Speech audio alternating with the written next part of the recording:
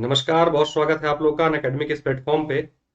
और इस बीच अप्रैल में जो आप लोग की मैं हिस्ट्री मॉडर्न हिस्ट्री की क्लासेस ले रहा था, कुछ तबीयत खराब हो गई अचानक से और ज़्यादा ही हो गई, तो इस वजह से मैं नहीं ले पा रहा था।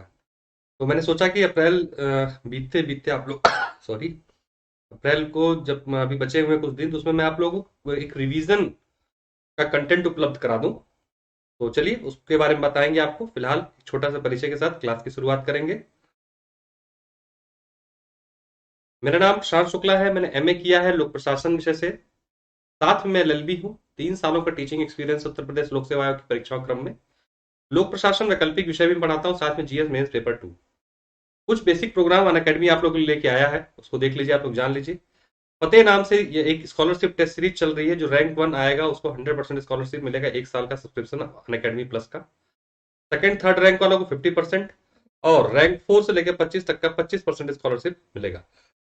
ये टेस्ट सीरीज हर रविवार दोपहर 1 बजे मिलती है आपको, और शाम 7 बजे इसका एनालिसिस कराया जाता है। एक यूपी पीसीएस के लिए अभ्यास बैच की शुरुआत की गई, सोमवार से शुक्रवार रात 10 बजे। आरओ यारो लेखपाल UP PCS prelims UP triple SC lower सभी एग्जाम जो है इसमें कराए जाएंगे। इसमें एक प्रैक्टिस सेट क्वेश्चन होंगे, 20 क्वेश्चन 20 मिनट में आपको कराए जाएंगे। प्री एनालिसिस टेस्ट कराया जाएगा तुरंत शाम 10:45 पे, टेस्ट के बाद तुरंत। और दोनों ही लैंग्वेज में उपलब्ध है, हिंदी तथा इंग्लिश। ये आप लोगों के लिए बहुत अच्छा कोर्स होगा ये। इसके साथ आपको अनअकैडमी क्या क्या उपलब्ध कराती है, आपको मिलता है अपने घर पे बैठ के कंफर्ट में पढ़ाई करने का मौका। अनलिमिटेड एक्सेस सभी कोर्सेज के साथ। टॉप एजुकेटर्स एक ही प्लेटफॉर्म पे अनअकैडमी के मिलते हैं आपको। कंप्लीट सिलेबस कवर कराया जाता है, complete exam preparation, live test series, regular doubt clearing sessions, study material PDF format में, आंसर राइटिंग सेशन और मेंटरशिप तथा गाइडेंस प्रोग्राम। ये सारी चीजें आपको अनअकैडमी उपलब्ध करा रहा है। बात करें कुछ बैचेस जो शुरू होने वाले हैं अनअकैडमी पे, देख लीजिए। 22 अप्रैल से जो है एक बैच की शुरुआत हुई है, जो यूपी पीसीएस अपर सबऑर्डिनेट 2022 के लिए है। ये पूरा बैच एक शानदार होगा, साल भर का कार्यक्रम प्रीलिम्स का मेंस का होगा। तो टॉप एजुकेटर्स अनअकैडमी के मिलकर आपको ये कराएंगे। इसके साथ साथ एक जो आरओ यारो लोग की तैयारी कर रहे हैं, उनके लिए 2021 के अगर आरओ यारो की बात करें तो उसके लिए 28 अप्रैल से एक बैच की शुरुआत हो रही है। प्रगति नाम से बैच है ये। और यहाँ पे भी टॉप एजुकेटर्स अनअकैडमी के मिलकर आपको क्लासेस उपलब्ध कराएंगे। इसमें मेरी क्लासेस भी आपको पॉलिटी की मिलेंगी वहां पर, तो आप जुड़ सकते हैं। जुड़ के एक बेहतरीन प्लेटफॉर्म को एंजॉय कर सकते हैं और अपनी तैयारी को बूस्टअप दे सकते हैं। आपको एक ही सब्सक्रिप्शन लेना होता है, UP PSC and UP triple SC. ये नहीं कि आपको हर कोर्स के लिए अलग अलग से आरोप पढ़ना है तो अलग एडमिशन लेना होगा, लोअर के लिए अलग, अपर के लिए अलग, नहीं। आपको सिर्फ एक सब्सक्रिप्शन में एडमिशन लेना है, जिसका नाम है UP PSC and UP triple SC. और आपको उसके साथ साथ क्या क्या मिलता है, UP PSC upper subordinate, lower PCS, RO RO, UPSI, UP triple SC PET, लेखपाल, बीईओ, और आपके ऑप्शनल सब्जेक्ट। ये सारे के सारे आपको एक सिंगल सब्सक्रिप्शन में मिलते हैं, जो कि बहुत ही अच्छी बात है। इतने कम कॉस्ट पे आपको कहीं पे कुछ भी नहीं मिलेगा, लेकिन यहाँ पर अनअकैडमी आपको उपलब्ध करा रही है। जो रिकमेंडेड बैचेस है मेरी तरफ से वो 12 मंथ और 24 मंथ के हैं। तो जो 1 साल का बैच है उसकी फीस है 7,000 रुपए, और मेरा कोड आप यूज कीजिए PS10, और ये फीस हो जाएगी आपकी मात्र 6,300 रुपए। इसी प्रकार से 2 साल की फीस है 8,400 रुपए, और उसके साथ आप मेरा कोड PS10 यूज करते हैं तो फीस हो जाती है 7,560 रुपए। इस तरीके से आप इस बैच में जुड़ सकते हैं। तो आइए मैं आपको बता देना चाहता हूं कि हम लोग क्या करेंगे। जो अप्रैल का महीना है इसमें हम लोग पूरा एक एक क्लासेस जो आएंगी, तो लंबी क्लासेस होंगी। उसमें UP special, history, geography, current affair की कुछ क्लासेस भी होंगी। साथ में आपके क्लासेस आपको मिलेंगी मॉडर्न हिस्ट्री की, एनवायरनमेंट की। तो जो जो भी होंगी पंचअप में क्लासेस मैं आपको उपलब्ध कराने की कोशिश कर रहा हूँ। पॉलिटी के कंप्लीट रिवीजन बैच। तो ये इधर बीच जो क्लासेस आएंगी आप उसके माध्यम से इन चीजों को रिवाइज कर सकते हैं। एक तरीके से मिश्रित जीएस रिवीजन बैच होगा ये। अलग अलग दिन अलग अलग टॉपिक लेके आएंगे और आप लोगों को कंप्लीट कराया जाएगा। तो चलिए शुरुआत करेंगे आज के टॉपिक की, और इसी क्रम में रोज हम लोग अपने अपने नए नए टॉपिक के बारे में डिस्कस करते हुए आगे बढ़ेंगे, ताकि अप्रैल के जो बचे हुए दिन हैं आप लोग के लिए फ्रूटफुल हो जाए, और आपको एक बढ़िया जो है रिवीजन, कंप्लीट रिवीजन जो पैकेज है वो उपलब्ध हो जाए। ठीक है, तो चलिए शुरू करते हैं अपने टॉपिक को हम लोग।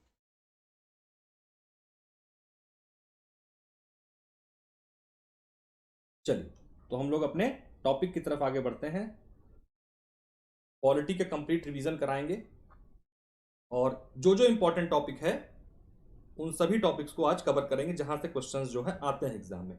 एक क्लास में 2 घंटे की मात्र क्लास है। 2 घंटे की क्लास में आप चाहोगे तो अपनी संपूर्ण पॉलिटी जो है रिवाइज कर सकते हैं। आलोक सिंह जी गुड मॉर्निंग, स्वागत है। तो चलिए, जहां जहां से पॉलिटी में क्वेश्चन आते हैं जिन जिन टॉपिक से, उनको मात्र जल्दी जल्दी से तेजी से रिवीजन करेंगे और अपना एक ही क्लास में पूरी संपूर्ण पॉलिटी को रिवाइज करने की कोशिश हम लोग करते हैं ताकि चीजें आसान हो जाए। ठीक है, तो देखिए, सबसे पहले जो सवाल हम लोग को एग्जाम में देखने को मिलते हैं वो देखने को कहां से मिलते हैं? समितियों से। समितियों से जरूर क्वेश्चन आता है। आप अपने एग्जाम के पुराने पेपर देख लीजिए, देखने के बाद आपको समझ में आएगा समिति से क्वेश्चन जरूर आता है। तेजी समिति देखते हैं और उसके अध्यक्ष, यही पूछता है इस समिति के अध्यक्ष कौन कौन थे। तो संघ संविधान समिति बनाई गई थी, इसके अध्यक्ष थे जवाहरलाल नेहरू। नियम समिति बनाई गई थी, नियम समिति थी, उसके अध्यक्ष थे डॉक्टर राजेंद्र प्रसाद। संचालन समिति के अध्यक्ष थे डॉक्टर राजेंद्र प्रसाद। नियम और संचालन, नियम ये दोनों करके भी कंबाइंड ही पूछ देता है, नियम तथा संचालन समिति। तो दोनों के अध्यक्ष कौन थे? राजेंद्र कुमार थे, राजेंद्र प्रसाद थे। ठीक है। प्रारूप समिति कई बार पूछा क्वेश्चन है, इसके अध्यक्ष थे डॉक्टर भीमराव अंबेडकर। यहां से देखिए एक क्वेश्चन, बहुत इंपॉर्टेंट समिति है ये। मौलिक अधिकार एवं अल्पसंख्यकों हेतु जो प्रमुख समिति थी, इन दोनों को मिला के प्रमुख समिति बनाई थी। इन दोनों के कंबाइंड प्रमुख समिति के अध्यक्ष थे सरदार वल्लभ भाई पटेल। और इसी के तहत 2 उप समितियां बनाई गई थी जिसका नाम था मूल अधिकार उप समिति। लोग कंफ्यूज हो जाते हैं, जैसे देखते हैं मूल अधिकार आंसर लगा देते हैं ये, लेकिन अगर उप समिति लिखा हुआ है उसके आगे मूल अधिकार उप समिति, तो उसके अध्यक्ष कौन थे? जेबी कृपलानी। और अल्पसंख्यक उप समिति बनाई गई थी। उप समिति का ध्यान रखिएगा शब्द पर। तो उप समिति जो बनाई गई थी अल्पसंख्यकों के लिए, उसके अध्यक्ष कौन थे? एच.सी. मुखर्जी। बहुत इंपॉर्टेंट है दोनों, कई बार क्वेश्चन यहां से आ रहा है लगातार। एक थी संघ शक्ति समिति। संघ की शक्ति समिति थी, किसके पास अध्यक्ष कौन थे? जवाहरलाल नेहरू। और प्रांतीय संविधान समिति के अध्यक्ष कौन थे? सरदार वल्लभ भाई पटेल। तो ये समिति थी। इन समितियों से सवाल जरूर आपके आते हैं, बिना हिचक के उसको अच्छे से रट जाएगा। बहुत लिमिटेड लेके आया हूं मैं, कारण है कि रिवीजन क्लास है और इंपॉर्टेंट सेक्शन का रिवीजन है, ना कि सब कुछ आपको यहाँ पर भर भर के देने का उद्देश्य नहीं था। जहां से क्वेश्चन आते हैं एक सिंपल से क्लास में आप उस चीजों को कर सकते हो। अनुच्छेद 3, महत्वपूर्ण अनुच्छेद देखेंगे तेजी से हम लोग, जो जो इंपॉर्टेंट आर्टिकल हैं। 3, अनुच्छेद 3 क्या कहता है? नए राज्यों का निर्माण और वर्तमान राज्यों के क्षेत्र सीमाओं या नामों में परिवर्तन, बहुत इंपॉर्टेंट है। 16, लोक नियोजन के विषय में अवसर की समानता। मतलब अगर आपको सरकारी नौकरी की तैयारी करो तो सबको समानता का अवसर दिया जाए। इसी के तहत कुछ क्या कहते हैं कि परंतु कुछ जुड़े हैं, क्लॉजेस जुड़े हैं जो आरक्षण का प्रावधान भी इसी में करते हैं। ये बहुत बार पूछा गया। 18, उपाधियों का अंत। भारत में अब आप किसी प्रकार की उपाधि जो है नहीं धारण कर सकते। सिर्फ और सिर्फ 2 प्रकार की उपाधियां धारण करने का अधिकार मिला हुआ है, एक है शिक्षा और दूसरा है आपका सैन्य। ये 2 उपाधियां आप धारण कर सकते हो, इसके अलावा कोई उपाधियों का आदान प्रदान भारत में नहीं किया जाएगा, वो प्रतिबंधित किया गया है अनुच्छेद 18 के माध्यम से। अनुच्छेद 20 क्या कहता है? अपराधों के लिए दोष सिद्धि के संबंध में संरक्षण। अगर आप, जब तक आप अपराधी साबित नहीं हो जाते तब तक आपको किसी प्रकार की कोई सजा नहीं दी जाएगी। तो ये आपकी बात कहां से शुरू हो रही है? अनुच्छेद 20 में इस चीज का वर्णन किया गया है।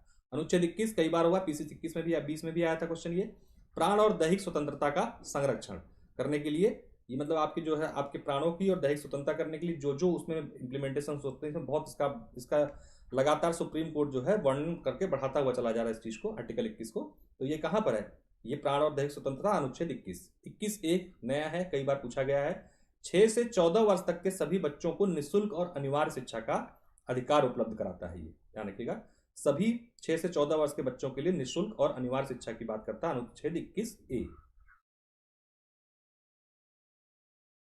अनुच्छेद 22, कुछ दशाओं में गिरफ्तारी और निरोध से संरक्षण, इसकी बात अनुच्छेद 22 करता है। अनुच्छेद 23 करता है मानव दुर्व्यापार और बलात्श्रम पर प्रतिषेध।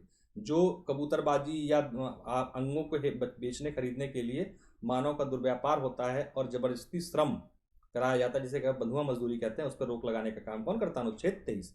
अनुच्छेद 25 किस चीज की बात करता है? इंपॉर्टेंट है, अंतःकरण और धर्म की अबाध रूप से मानने, आचरण करने और प्रचार करने की स्वतंत्रता आपको देता है अनुच्छेद 25। मतलब आपके अपने मन में जो है, जो भी धर्म को आप विश्वास करते हो, मानते हो, उसके संदर्भ में उसका प्रचार प्रसार करने, उसका आचरण करने के लिए आप स्वतंत्र हो। और वो स्वतंत्रता आपको कहां से मिलती है? अनुच्छेद 25 से मिलती है। अनुच्छेद 29 क्या कहता है भाई? अल्पसंख्यक वर्गों के हितों का संरक्षण। जो हमारे यहाँ भारत में अल्पसंख्यक वर्ग हैं, उनके हितों का संरक्षण के लिए अनुच्छेद 29 है। 39(a) कहता है समान न्याय तथा निःशुल्क विधिक सहायता। समान न्याय तथा निःशुल्क विधिक सहायता की बात करता है अनुच्छेद 39 से। ये डीपीएसपी का पार्ट है, ये भी डीपीएफसी का पार्ट है अनुच्छेद 41। कुछ दशाओं में काम, शिक्षा और लोक सहायता पाने का अधिकार, यानी जो आप ध्यान रखिएगा मनरेगा है वो जो है इसी आर्टिकल के तहत निकला है, इसी के माध्यम से मनरेगा दिया गया है आपको। हाँ ठीक है। अनुच्छेद 41। 45 बात करता है आपकी 6 वर्ष से कम आयु के बच्चों की बाल्य अवस्था की देखभाल और शिक्षा के लिए प्रावधान। पहले यहां पर क्या था, 6 से 14 वर्ष के बच्चों को जो है निःशुल्क शिक्षा की बात की गई थी, लेकिन जब ये मौलिक अधिकार में चला गया, 21A में चला गया, तो यहां पर क्या कर दिया गया, 6 वर्ष से कम आयु के बच्चों की देखभाल और उनकी शिक्षा का, शुरुआती शिक्षा के प्रावधान के लिए राज्य कोशिश करेगा। और ये भी डीपीएसपी का पार्ट है आपके, बहुत इंपॉर्टेंट है, कई बार पूछा गया। अनुच्छेद 48A ये क्या कहता है, ध्यान रखिएगा, इसमें और जो आपका मौलिक कर्तव्य है उसमें दोनों में कंफ्यूजन होता है। तो बात ये करता है पर्यावरण का संरक्षण और संवर्धन एवं वन तथा वन्य जीवों की रक्षा की बात करता है अनुच्छेद 48A। अनुच्छेद 57 राष्ट्रपति के पुनर्निर्वाचन की पात्रता, मतलब राष्ट्रपति जो है हमारा भारत का, वो कितनी बार भी जो है निर्वाचित हो सकता है। और इसकी जो इसमें बात की गई है अनुच्छेद 57 में, क्या कोई लिमिट नहीं है, मतलब अमेरिका में 2 बार की लिमिट है, भारत में लेकिन कोई लिमिट नहीं, ध्यान रखिएगा इस चीज का।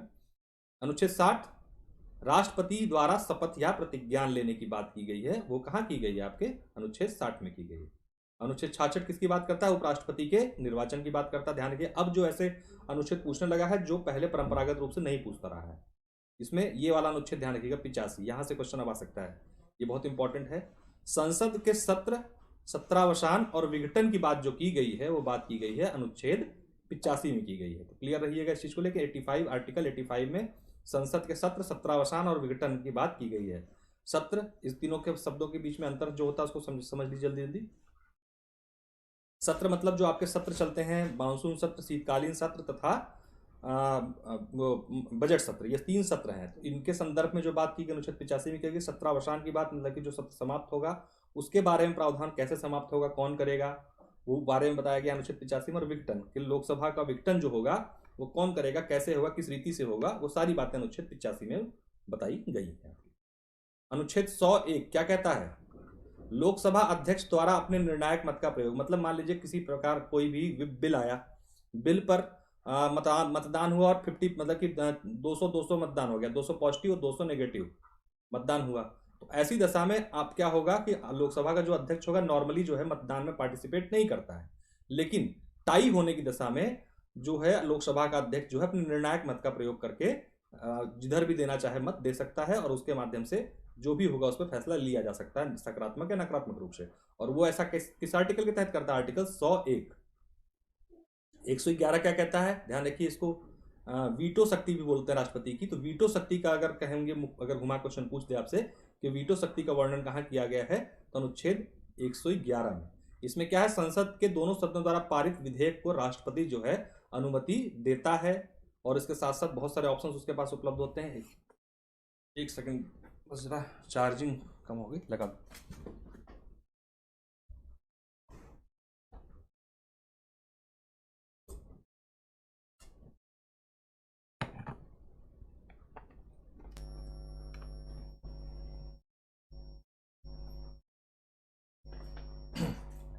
तो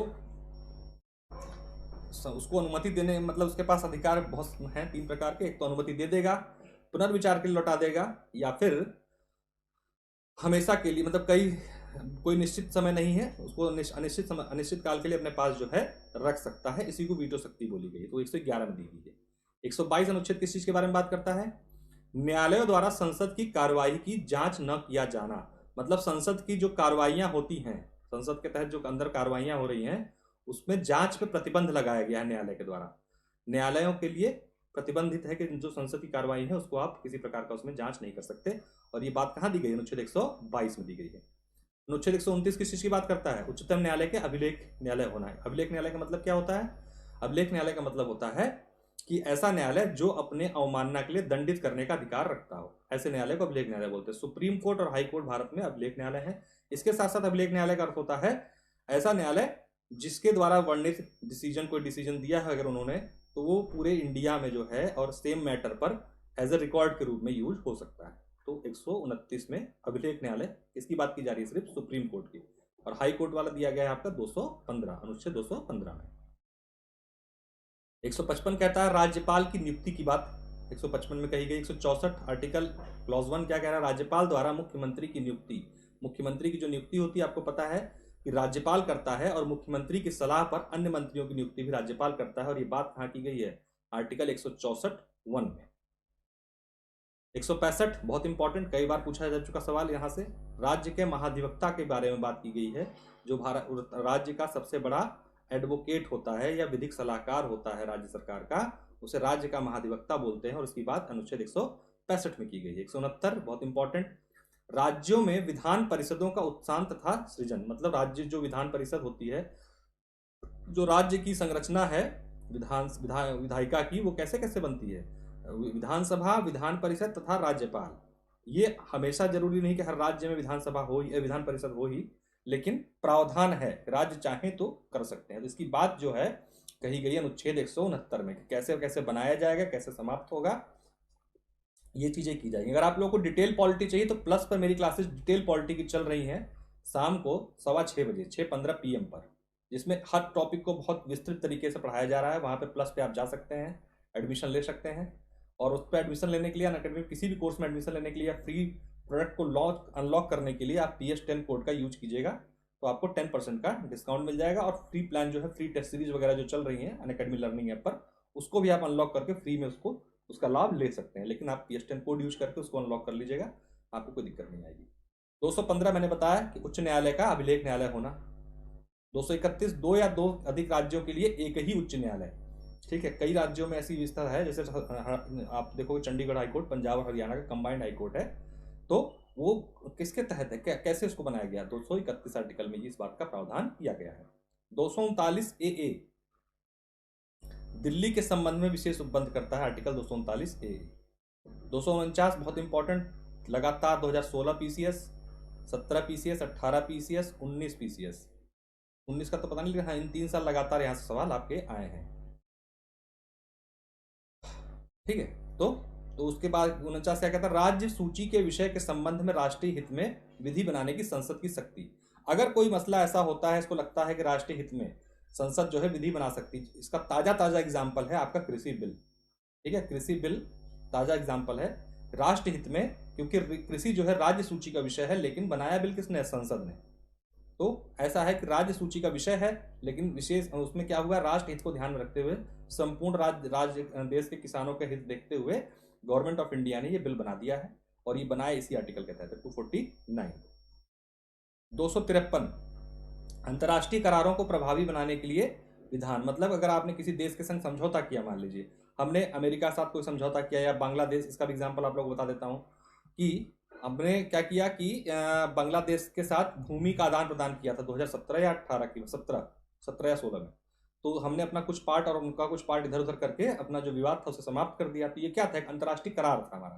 तो इसको लागू करने के लिए हमने किस आर्टिकल का प्रयोग किया था, आर्टिकल 253। तो अंतर्राष्ट्रीय समझौतों को इंप्लीमेंट करने के लिए इंडिया के किसी पार्ट में या संपूर्ण भारत में हम अनुच्छेद 253 का सहारा ले सकते हैं, भले ही मुद्दा राज्य सूची का ही क्यों ना हो। 262 क्या बात करता है, अंतर्राष्ट्रीय नदियों के जल संबंधी विवादों का न्यायकरण। आप लोगों ने सुना हो कावेरी जल विवाद न्यायाधिकरण, गोदावरी जल नदी विवाद न्यायाधिकरण। इस तरीके के जो न्यायाधिकरण बनाए जाते हैं जल नदी विवादों के लिए, वो मेनता उसके लिए एक अलग ही आर्टिकल दिया गया है, आर्टिकल 262। कई बार यहाँ सवाल आ चुका है, ये बहुत इंपॉर्टेंट है। 263 अंतर्राज्यीय परिषद। अंतर्राज्यीय परिषद की बात करता है। अंतर्राज्यीय परिषद का मुख्य काम क्या है कि राज्य और केंद्र संबंध को बेहतर बनाना, राज्य के बीच में किसी संसाधन को लेकर अगर कोई विवाद हो रहा है तो उसको सुलझाना, इन सब चीजों के लिए बनाया गया था। अब तक एक बार बनाया जा चुका है 1990 में, उसके बाद नहीं बनाया गया है। राष्ट्रपति इसको बनाने के लिए जिम्मेदार होता है। 266 किस चीज की बात करता है, 266 भारत और राज्यों की संचित निधि, दोनों की ध्यान रखिएगा, भारत और स्टेट राज्यों की संचित निधियों के बारे में बात करता है, साथ साथ उनके लोक लेखों के बारे में प्रावधान करता है अनुच्छेद 266। और 267 इसके साथ इसको भी ध्यान रखिएगा, बहुत इंपॉर्टेंट है, भारत की आकस्मिक निधि। इसका नियंत्रण कौन करता है, राष्ट्रपति। मतलब अगर कोई आपातकालीन आवश्यकता पड़ जाती तो पैसा हम कहां से निकालते हैं, आकस्मिक निधि से। और इसके लिए आइए सिंधी, गुड मॉर्निंग, स्वागत है। 300A, आर्टिकल 300A किस बारे में बात करता है भाई? विधि के प्राधिकार के बिना व्यक्तियों को संपत्ति से वंचित न किया जाना। ये बेसिकली क्या था, जो आपका पहले मौलिक अधिकार में था, आपकी प्रॉपर्टी के लिए जो मौलिक अधिकार बनाया था उसको निरस्त करके यहाँ डाल दिया गया, उसको लीगल राइट बना दिया गया है कि बिना किसी प्राधिकार के किसी व्यक्ति की संपत्ति को नहीं छीना जाएगा। अगर छीना जाता है या उसकी संपत्ति को लिया जाता है तो एक विशेष मुआवजा या एक प्रोसेस को फॉलो करके तब ये काम किया जाएगा।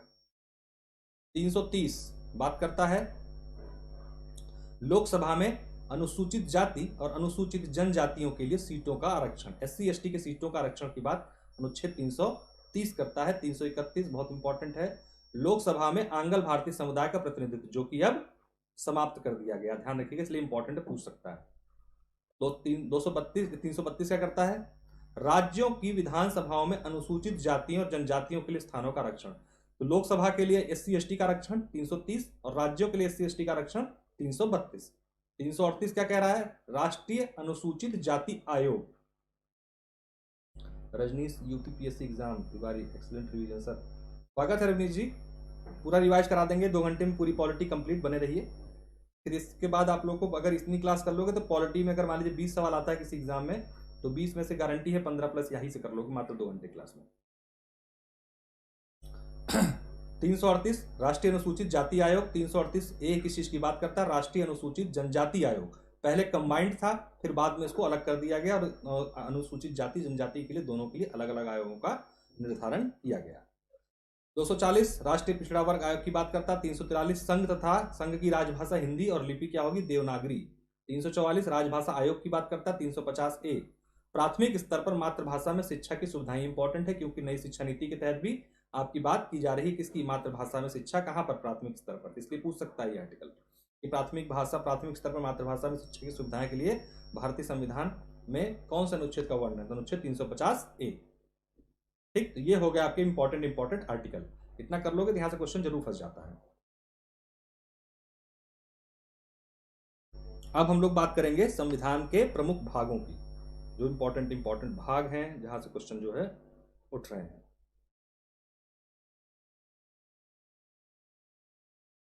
बस तेजी से चलेंगे।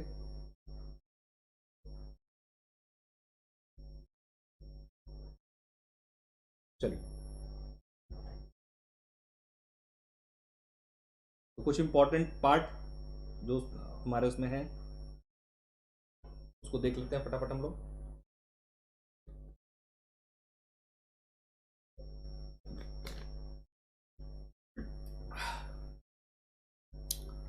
देखिए, भारतीय संविधान के प्रमुख भाग। भाग 1 बात करता है संघ और उसके राज्य क्षेत्र के बारे में।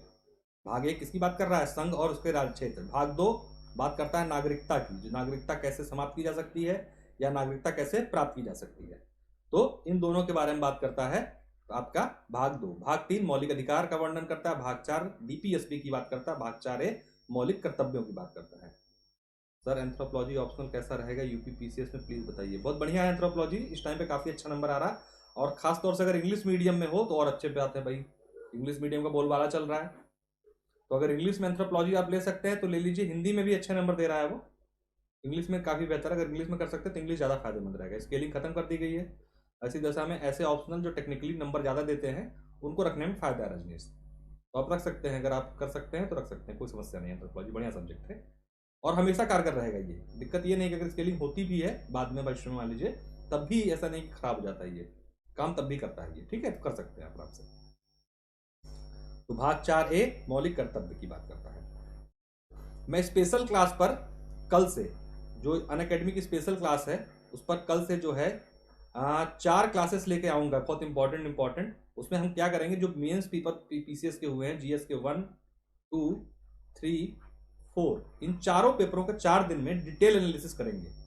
पूरा एक ऐसे एनालिसिस नहीं कि क्या है ये, नहीं, सिर्फ इस तरीके से नहीं, हर क्वेश्चन में क्या क्या पॉइंट लिखे जा सकते थे। इससे क्या होगा, एक तो आपको PCS के पैटर्न का, मेंस का थोड़ा आइडिया लग जाएगा। दूसरा, एक आंसर अच्छा कैसे लिखा जा सकता है, क्या कंटेंट उसमें डाला जा सकता है, इसकी बात करेंगे। तो स्पेशल क्लास पे होगा वो अनअकैडमी लर्निंग ऐप पर, वो क्लासेस भी फ्री होंगी पूरी तरीके से, उसको आप लोग ज्वाइन कर लीजिएगा। संभवतः उसका टाइम आप लोग मेरी प्रोफाइल फॉलो कर लीजिएगा अनअकैडमी लर्निंग ऐप डाउनलोड करके, तो आपको पता चल जाएगा। वैसे टाइम उसका रखूंगा मैं 4 बजे 4 PM पे, 4 PM कल से 4 बजे अनअकैडमी के लर्निंग ऐप पर आपको ये क्लासेस मिलेंगी। इसमें हम लोग जीएस का जो 2020 का मेंस हुआ है उसके सारे पेपरों को एक एक करके, कल पेपर 1, फिर परसों पेपर 2, पेपर 3, पेपर 4, सारे 20 के 20 सवालों को डिटेल एनालिसिस करेंगे और एक उनके सवालों को देखने की कोशिश करेंगे क्या उत्तर अच्छा हो सकता है, किस तरीके से लिखिए। हाँ सर, इंग्लिश मीडियम है, बहुत बहुत बढ़िया रजनीश जी, बहुत अच्छा है। फिर तो इंग्लिश मीडियम है तो फिर सोचिए मत, तुरंत रख लीजिए, बहुत बढ़िया ऑप्शनल है। अनअकैडमी के ऑप्शनल सेक्शन में जहां पर यूपीएससी की पढ़ाई होती है, यूपीएससी वाले गोल को सर्च करेंगे अगर आप, तो वहां पर उसमें ऑप्शनल कोर्स का एक ऑप्शन आता है, optional CSC, civil services exam. वहां पर एंथ्रो की ऑप्शनल की बहुत अच्छी क्लास चल रही है इंग्लिश मीडियम में, वो आप कर लीजिए। एंथ्रो की ऑप्शनल की क्लास कर लीजिए रजनीश जी, आपको कहीं भटकने की जरूरत नहीं, बहुत अच्छे टीचर हैं जो उस पर करा रहे हैं, उनके फ्री ट्रायल क्लासेस भी चल रही है, तो आप डाउनलोड करके अनअकैडमी लर्निंग ऐप वहां करके देख लीजिए, आपको फायदा मिले, कहीं भटकने की आवश्यकता नहीं। हर क्लास के बाद पीडीएफ नोट्स भी मिल जाएगी आपको, तो सारी चीजें आपकी हो जाएंगी। उस पर अगर आपको एडमिशन लेना होगा तो बहुत कम फीस है मेरे ख्याल से, ऑप्शनल की जो नॉर्मल बाहर फीस है उससे काफी सही मतलब फीस है वहां पर। PS10 कोड यूज कर लीजिएगा तो आपको 10% का डिस्काउंट और मिल जाएगा। सरकारी मकड़जाल, गुड मॉर्निंग। गजब, क्या कहते हैं आपने सरकारी व्यवस्था पर एक व्यंग कसा है सरकारी मकड़जाल। सर एंथ्रोपोलॉजी का ऑप्शनल क्लास चलता है अनअकैडमी, हाँ वही तो बता रहा हूँ, यूपी पीसीएस वाले सेक्शन में नहीं मिलेगा आपको वो, क्योंकि यूपी पीसीएस में सिर्फ जीएस की क्लासेस मिल रही हैं। कारण क्या है कि यहाँ पर ऑप्शनल सिर्फ अभी 2 उपलब्ध है, पबैड और ज्योग्राफी, बाकी ऑप्शनल नहीं है यहाँ पर अभी। तो आप यूपीएससी वाले ऑप्शनल का सेक्शन जाए, क्योंकि दोनों का सिलेबस सेम है और वहां डिटेल में तैयारी होती है, तो उसको आप यूपीएससी वाले ऑप्शनल में जाके देख लीजिएगा, वहां पे चल रही है बहुत डिटेल में इंग्लिश मीडियम अच्छे तरीके से। कोड यूज कीजिएगा PS10 अनअकैडमी पर लेने के लिए एडमिशन, उसमें अगर आपको लेना है तो आप PS10 कोड यूज करके ले लीजिएगा, आपको 10% का डिस्काउंट मिल जाएगा। और अभी कुछ दिन पहले ही क्लास शुरू हुई है ऑप्शनल की उसकी रजनीश जी, तो अभी कर लीजिए, क्योंकि जून में प्री है, तो ऐसी दशा में इधर 2 महीने में आप अपना 2.5 महीने में ऑप्शनल खत्म कर दोगे तो आपको उधर टाइम मिल जाएगा, क्योंकि जून में मेंस प्री के बाद मेंस में ज्यादा समय नहीं मिलेगा, अक्टूबर में मेंस, 3 महीने में ऑप्शनल, जहां सारा जीएस खत्म करना थोड़ा कठिन काम हो जाएगा। ठीक है, बाकी टेलीग्राम का लिंक दिया हुआ है डिस्क्रिप्शन बॉक्स में, उस डिस्क्रिप्शन बॉक्स पे टेलीग्राम लिंक से आप जो है 2 टेलीग्राम के लिंक हैं उसमें, दोनों ज्वाइन कर सकते हैं आप। उसके बाद उसमें एक मेरा टेलीग्राम ग्रुप है अनअकैडमी के माध्यम से जो बनाया गया है, उसको भी ज्वाइन कर लीजिए आप। दोनों लिंक को ज्वाइन जब कर लेंगे तो आप उसमें भी कुछ पूछ सकते हैं मुझसे, ग्रुप में कभी कोई दिक्कत है, कोई परेशानी है एडमिशन के संदर्भ में, तो आप उससे पूछ सकते हैं। चलिए आगे भाग देखते हैं। सर यूपी पीसीएस 2001 वैकेंसी कब तक पूरी होंगी आफ्टर इंटरव्यू? देखिए अब अगले महीने नोटिफिकेशन आ जाएगा फरवरी में, जून में प्री है, अक्टूबर में मेंस है, इसका मान के चलिए आपकी अक्टूबर में मेंस है तो जनवरी में इसका फिर क्या कहते हैं कि एग्जाम रिजल्ट आ जाएगा इस मेंस का। उसके बाद अगले मार्च से पहले पहले, मार्च 2022 से पहले पहले ये फाइनल हो जाएगी। ठीक है, सरकारी मकड़जाल 2022 मार्च से पहले फाइनल हो जाएगा, कंप्लीट 1 साल के प्रोसेस के अंदर, क्योंकि मार्च में चुनाव है, गवर्नमेंट उससे पहले फाइनल जरूर करा देगी इसको। ठीक है, भाग 5 किसकी बात करता है? संघ सरकार की। भाग 6 राज्य सरकार की, 7 को निरस्त कर दिया गया, खत्म कर दिया गया। भाग 8 संघ राज्य क्षेत्र, ये पूछा था इस बार 2020 पीसीएस में। यहां से क्वेश्चन आते हैं, मैच कराने वाले आते हैं, डायरेक्ट पूछे जाते हैं, तो भाग वाले सेक्शन को अच्छे से कर लीजिए। भाग 9 बहुत इंपॉर्टेंट, पंचायत। भाग 9A नगर पालिकाएं, भाग 9B सहकारी समितियां, ये तीनों को देख लीजिएगा अच्छे तरीके से, ये नए हैं और अलग तरीके के हैं, इसलिए यहां से क्वेश्चन आता है। भाग 9 पंचायत, 9A नगर पालिका, 9B सहकारी समितियां। भाग 10 बात करता है आपके अनुसूचित जाति और जनजाति क्षेत्र के बारे में। भाग 11 संघ एवं राज्यों के बीच संबंध की बात करता है। कौन? भाग 11 संघ और राज्यों के बीच संबंध 2 प्रकार की बात करता है सिर्फ ये, एक तो विधायी और दूसरा प्रशासनिक। वित्त संबंध की बात आपकी करता है कौन? भाग 12 वित्त संबंध की बात भाग 12 करता है। भाग 13 भारत के राज्य क्षेत्र के भीतर व्यापार वाणिज्य और समागम की बात आपका भाग 13 में वर्णित है। भाग 14 संघ और राज्यों के अधीन सेवाओं की बात जो की गई है भाग 14 में की गई, बहुत इंपॉर्टेंट है। भाग 14A अधिकरण, पीसीएस 2020 प्री में क्वेश्चन पूछा था। भाग 14A अधिकरण से संबंधित है। अधिकरण मतलब जैसे कि एनजीटी, इरडा, ट्राई, ये सब क्या है? अधिकरण है, ट्रिब्यूनल्स हैं। तो इनकी बात कहां की गई है? भाग 14A में। भाग 15 बात करता है निर्वाचन की, निर्वाचन आयोग से संबंध में और कैसे कैसे निर्वाचन होंगे हमारे देश में। भाग 16 कुछ वर्गों के लिए विशेष उपबंध की बात करता है। 17 राजभाषा की बात करता है। भाग 18 आपात उपबंध की बात करता है। तो ये आपके महत्वपूर्ण भाग हो गए। 19, 20, 21 भी हैं तो वो ज़्यादा इंपॉर्टेंट है नहीं, तो इसको छोड़ दीजिएगा। 18 तक लेकिन अच्छे से कर लीजिएगा। सर जब तक पीके रिटायर हो जाएंगे तो क्या यूपीपीसी 2000 एग्जाम पे कोई इफेक्ट पड़ेगा? ज्योग्राफी ऑप्शनल में हाईएस्ट स्कोरिंग कितना हो सकता है इंग्लिश मीडियम?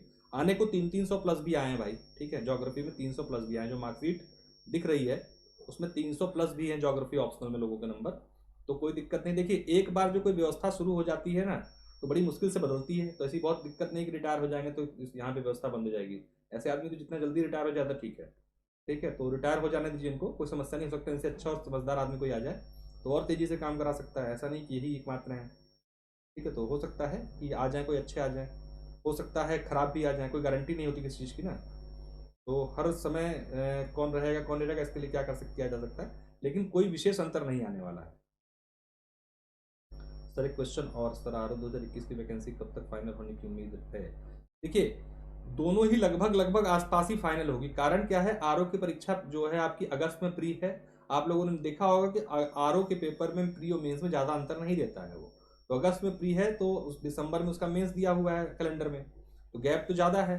लेकिन उसके बाद ये भी मान लीजिए अगर पीसीएस मार्च में फाइनल होने की उम्मीद है कि तो वो अगले 22 के मई से पहले पहले फाइनल हो जाएगा, ठीक है रजनीश। तो टारगेट करना शुरू कर दीजिए अभी से, जो भी एग्जाम के लिए टारगेट है आप लोगों का, क्योंकि बहुत टाइम मिलेगा नहीं बाद में।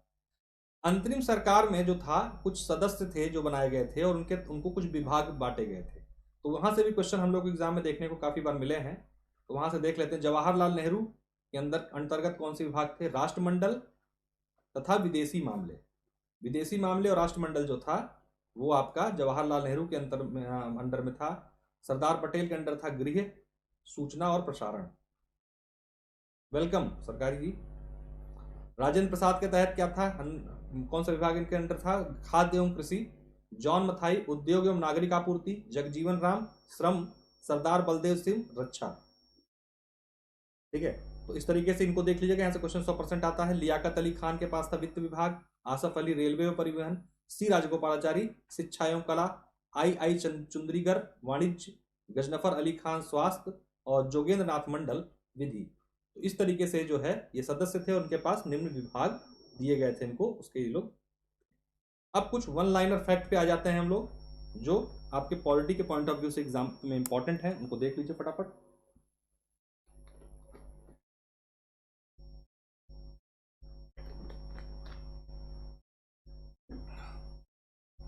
चलिए कुछ इंपॉर्टेंट फैक्ट। भारतीय संसद का गठन राष्ट्रपति तथा 2 सदनों, आपको पता है लोकसभा और राज्यसभा से मिलकर होता है, और इसके बारे में वर्णन कहाँ किया गया है? संविधान में अनुच्छेद 79 में। केंद्रीय मंत्रियों की संख्या लोकसभा के कुल सदस्यों की 15% पर सीमित कर दी गई है। 15% से अधिक नहीं होंगे जो केंद्रीय मंत्री होंगे, इसकी बात कर दी गई है किससे? 91वें संविधान संशोधन अधिनियम 2003 के माध्यम से। बहुत इंपॉर्टेंट है, कई बार पूछा जा चुका है। बंबई कलकत्ता मद्रास उच्च न्यायालय की स्थापना 1862 में हुई थी। भारतीय संविधान के मूल संरचना के सिद्धांत की रूपरेखा जो प्रतिपादित की गई थी, वो महत्वपूर्ण केस कौन था? केशवानंद भारती वर्सेस केरल राज्य। पीसीएस 2020 में क्वेश्चन आया था और फिर से आने की उम्मीद है। कारण क्या है, इनकी अभी केशवानंद जी की हाल में ही मृत्यु हो गई है। जिस अनुच्छेद के अनुसार मुख्य निर्वाचन आयुक्त के परामर्श पर राष्ट्रपति निर्वाचन आयुक्तों को हटाया जा सकता है। जो हमारा जो निर्वाचन आयोग है, 3 लोगों से मिलकर बनता है। एक मुख्य निर्वाचन आयुक्त, 2 अन्य निर्वाचन आयुक्त। तो कहा जा रहा है कि निर्वाचन आयुक्त जो सामान्य निर्वाचन आयुक्त हैं उनको हटाया जाता है मुख्य निर्वाचन आयुक्त के परामर्श पर। कौन हटाता है? राष्ट्रपति हटाता है, और आर्टिकल 324 के क्लॉज 5 के माध्यम से ये वो कार्रवाई करता है। इलाहाबाद उच्च न्यायालय लखनऊ बेंच की स्थापना कब हुई थी? 1866 में हो गई थी। एन गोपाल स्वामी अयंगर, अल्लादी कृष्ण स्वामी अयंगर, डॉक्टर एम के मुंशी, मोहम्मद सादुल्ला, बी एल मित्तर, डीपी खेतान जो थे, ये सभी जो संविधान की प्रारूप समिति जिसके अध्यक्ष थे बी आर अम्बेडकर, ये लोग उनके सदस्य थे। तो आजकल समितियों के सदस्य भी पूछ ले रहा है। तो ये सारे जो सदस्य थे प्रारूप समिति के सदस्य थे, जिसके अध्यक्ष BR अम्बेडकर थे। बाद में क्या हुआ था, BL मित्रा के स्थान पर M माधव राव और DP खेतान के स्थान पर TT कृष्णाचारी जो थे वो नियुक्त कर गए थे। इनकी मृत्यु हो गई थी, इनकी वजह से इन दोनों के जगह, मित्रा जी के जगह पे माधव राव और DP खेतान के जगह कृष्णामाचारी जो है उन्होंने इसका स्थान ले लिया था। ये भी क्वेश्चन पूछा जा चुका है। सर जी सर, इलेक्शन के पहले क्लियर हो जाए शायद। हाँ बिल्कुल हो सकता है, कारण इलेक्शन बड़ा फैक्टर होता है गवर्नमेंट के लिए, तो हो जाएगा। तो ध्यान रखिए, बहुत अच्छा चांस है। दूसरी बुरी बात क्या है कि अगर ये गवर्नमेंट दोबारा से आ जाती है तो बहुत सारे सुधार के होने की संभावना पूरी है, जिसमें सबसे बड़ा और जो खतरनाक सुधार है 30 वर्ष एज करने की बात चल रही है, और ये कर देंगे, मान जाइए। अगर 2022 में रिपीट हो जाती है गवर्नमेंट तो 100% है कि 30 नहीं तो 35 तो करेंगे ही करेंगे, 110% मानिएगा ये। तो भाई इसलिए 2021 जो है बहुत अच्छा चांस है PCS के लिए भी और RO के लिए भी, दोनों में वैकेंसी ठीक ठाक रहेगी, तो एकदम से लग जाइए। प्लस पे एडमिशन अगर आप लोगों ने ना लिया हो तो ले लीजिए। एक सिस्टमेटिक क्लास आप लोग को वहाँ मिल रही है बिना भटकाव के, एक रेगुलर वे में, बहुत सिस्टमेटिक PDF नोट्स वगैरह सारी चीज़ें मिल रही है। तो आप लोग एडमिशन ले लीजिए, PS10 कोड यूज कर लीजिएगा ताकि आपको 10% मिल जाए। कल से फाउंडेशन बैच 26 जनवरी से एक फाउंडेशन बैच शुरू हो चुका है PCS 2021 के लिए, और लोअर PCS के लिए फाउंडेशन बैच शुरू हो चुका है। दोनों 26 जनवरी से शुरू हो चुके हैं। PS10 कोड के यूज करके आप एडमिशन ले लीजिए। सर जी बहुत प्रॉब्लम हो जाएगी।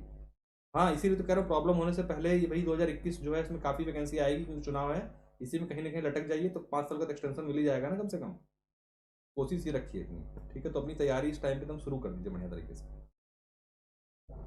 संविधान दिवस मनाया जाता है कब? 26 नवंबर 1949 को हुआ था, इसकी वजह से 26 नवंबर को संविधान दिवस के रूप में मनाया जाने लगा है। और हमने 26 नवंबर 1949 को अपने संविधान का कुल 7% जो है लागू कर दिया था। एज लिमिट रिडक्शन कितनी करना? हाँ बिल्कुल हो जाएगी, दिक्कत बहुत हो जाएगी मुझे पता है, इसलिए कह रहा हूँ ना कि इसी साल, अभी तो है ही है, तो इस साल बढ़िया तरीके से वैकेंसीज आ रही है, इनका फायदा उठा लीजिए। रजनीश अपना ऑप्शनल के लिए क्लासेस चल रहे हैं, उसको ज्वाइन कर लीजिए बिना लेट की, क्योंकि ऑप्शनल ही एक ऐसी चीज़ है जो PCS मेंस क्वालिफाई कराती है। बाकी सारी चीज़ें तो सबकी बराबर रहती हैं, ऑप्शनल में अंतर बहुत ज़्यादा आ जाता है। तो ऑप्शनल बढ़िया से कर लीजिए, अभी शुरू कर दी तैयारी। क्या कह रहे हैं सर, अभी तक कितने पदों का अधियाचन मिल चुका है, कितनी वैकेंसी आएंगी, हो जाएंगी मेंस रिजल्ट तक? देखिए अभी तक लगभग 500-550 का अधियाचन जो है आ चुका है, ठीक है। और नोटिफिकेशन आएगा फरवरी एंड या मार्च के फर्स्ट वीक में, उम्मीद फरवरी एंड में है। गुड आफ्टरनून IAS 2021, ठीक है। तो उसमें क्या है कि लगभग वैकेंसी वो 1000 के आसपास पहुंचेंगी ही पहुंचेंगी। कैसे हो आप, आइए, तैयारी कैसी चल रही है? तो ये कंप्लीट रिवीजन एक ही क्लास में करा रहा हूँ, सब लोग कर लीजिए फटाफट, एक क्लास करते। और ये लगातार आज से जो क्लासेस शुरू हुई है मेरी 27 से लेकर 31 जनवरी तक, इसके बीच में मैंने आप लोगों को बता दूं फिर से, आज मैं पॉलिटी की कंप्लीट रिवीजन करा रहा हूँ, कल और परसों मिला के ज्योग्राफी, 2 दिन में ज्योग्राफी पूरी रिवाइज करा दूंगा।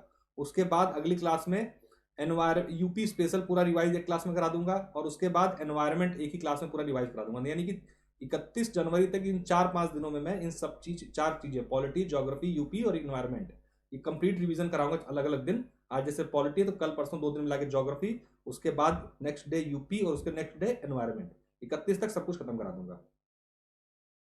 और ध्यान रखिएगा ये सारे मिला के कितने हो जाते हैं, 20 सवाल आते हैं पॉलिटी के, 20 सवाल लगभग ज्योग्राफी के, 10 सवाल यूपी के, 15 सवाल आपके आते हैं एनवायरमेंट के, 20-20 40 10 50 10 60 65। तो ये 5 दिन में आप 65 क्वेश्चन का कवर अप कर सकते हो, ध्यान रखना इस चीज का। तो आज से रोज टाइम यही रहेगा 11 PM पर, 11 PM पे क्लासेस आएंगे, 11 AM सॉरी, 11 AM पे क्लासेस आपको मिलेंगी डेली। क्या कह रहे हैं सर, RO की पोस्ट के लिए कितनी वैकेंसी आ रही है? रहेगी लगभग 400 के आसपास। तो देखिए 400 प्लस तो हो ही जाएगी फाइनल तक आते आते, ज़्यादा भी हो सकती है लेकिन कम से कम इतनी रहेगी RO मिला के, ठीक है। चलिए आगे चलते हैं, कुछ और फैक्ट देखते हैं। लोकसभा अध्यक्ष जो होता है वो क्या करता है? क्वेश्चन आता है, लोक लेखा समिति का नाम सुना होगा आपने। तो लोक लेखा समिति के जो वो होते हैं, सदस्य होते हैं या उनके अध्यक्ष होते हैं, उनको मनोनीत करने का अधिकार किसके पास है? लोकसभा अध्यक्ष के पास है। और लोक लेखा समिति जो बनती है उसमें कुल सदस्य 22 होते हैं, जो 15 लोकसभा से और 7 राज्यसभा से। कई बार आया हुआ क्वेश्चन है ये, घुमा फिरा के खूब पूछता है, इनकी नियुक्ति कौन करता है, कुल सदस्य कितने होते हैं, लोकसभा से कितने होते हैं, ये सारी चीजें आपको देखने को मिलती है लोक लेखा समिति के बारे में। काम क्या है इसका? CAG रिपोर्ट को देखना और उसकी जांच करके उसकी रिपोर्ट को संसद में प्रस्तुत करवाना। लोक लेखा समिति का कोई विधेयक जिसमें केवल वह अंतर्गलित हो, अनुच्छेद 110 में निर्दिष्ट कोई विषय उसमें सम्मिलित नहीं हो, उसे प्रारंभ किया जाता है संसद के किसी भी सदन में। कहने का अर्थ है कि कोई भी ऐसा जो है वह जिसमें टैक्स नहीं है, टैक्स रिलेटेड मामला नहीं है, यानी कि वो वित्त विधेयक नहीं है, तो उसको संसद के किसी सदन में उसकी शुरुआत की जा सकती है। सूचना का अधिकार कैसा है? एक विधिक अधिकार है, ध्यान रखिए, कई बार पूछा हुआ क्वेश्चन है। सूचना का अधिकार अधिनियम 2005 से संबंधित एक केस है, ये पूछा जाता है। नमित शर्मा बनाम भारत संघ, ये एक बार क्वेश्चन पूछा था, ये केस किससे संबंधित है? नमित शर्मा बनाम भारत संघ। ये एक बार क्वेश्चन घुमा के पूछा था कि सूचना के अधिकार से संबंधित निम्न में से कौन सा केस है? तो नमित शर्मा बनाम भारत संघ। रजनीश जी क्या कह रहे हैं?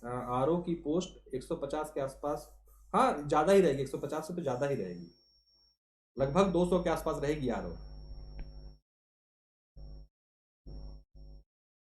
राज्यपाल को पद की शपथ ग्रहण करवाता है कौन? उच्च न्यायालय का मुख्य न्यायाधीश। पता ही है आप लोगों को, खास दिक्कत नहीं इसमें। वह राज्य जो अनुच्छेद 170 के उन प्रावधानों का अपवाद है जिसमें कहा गया है कि एक राज्य में विधानसभा का गठन में 60 से कम सदस्य नहीं होंगे, वो कौन है? सिक्किम में। ध्यान रखिएगा, वहां पर 32 सीटें हैं सिर्फ। अजय कुमार सर, इसमें एनसीईआरटी भी पढ़ना होता है क्या?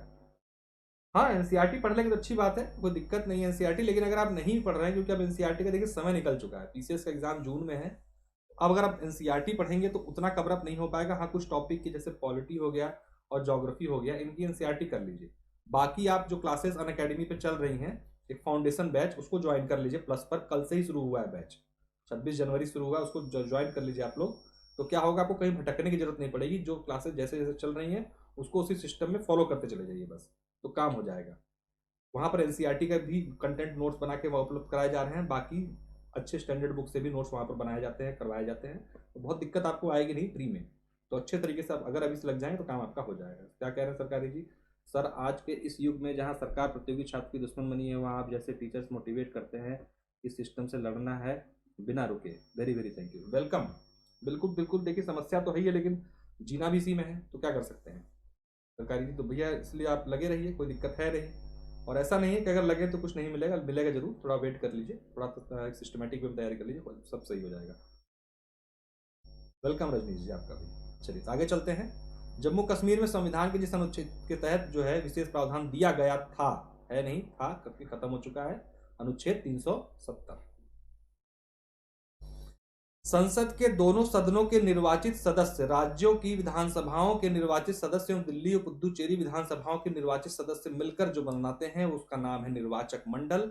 और ये निर्वाचक मंडल जो है राष्ट्रपति के चुनाव में भाग लेता है। इसको भी घुमा फिरा के कई बार क्वेश्चन पूछा जा सकता है, पूछा जा चुका है। सर, मैं कल वाले ही सब्सक्रिप्शन ले रहा हूँ। सर, कल वाला ही सब्सक्रिप्शन ले रहा हूँ। हाँ, ले लीजिए, उसमें बैच शुरू हो चुका है 26 जनवरी को, ठीक है। आरंभ नाम से बैच लोअर के लिए शुरू हुआ है, और एक बैच जो है उसके लक्ष्य नाम से आपका यूपी पीसीएस 2021 के लिए फाउंडेशन बैच के रूप में शुरू हुआ है। इसको आप ले लीजिए अजय जी। कोड मेरा यूज कीजिएगा PS10, ध्यान रखिएगा, कोड PS10 यूज कीजिएगा, आपको 10% का डिस्काउंट मिल जाएगा और मुझे क्रेडिट मिल जाएंगे थोड़े से, ठीक है। तो इसको आप यूज कर लीजिए, आप ले लीजिए बिना देर किए, आज ही ले लीजिए, ताकि आपका जो है नुकसान ज्यादा ना हो पाए। कल से ही बैच शुरू है, तो कल तो सिर्फ सिलेबस वगैरह डिस्कस हुआ है, प्रॉपर क्लास आज से ही शुरू होंगी उसमें, तो आज आप ले सकते हैं उसमें एडमिशन लेके। यूपी PSC और यूपी SSC में एक साल वाला ले लीजिए, 6,300 रुपये फीस है उसकी मात्र, तो उसको आप ले सकते हैं आराम से। लीजिए 2 साल वाला भी चाहे तो ले सकते हैं, कुछ 7,000 समथिंग है, वो भी ले सकते हैं, वो 2 साल वाला है, तो दोनों में से जो आपकी इच्छा करे वो ले लीजिए, ठीक है। कोड याद रखिएगा जरूर, PS10 कैपिटल लेटर में PS, प्रशांत शुक्ला, PS10 यूज आप कर लीजिएगा, ठीक है अजय जी।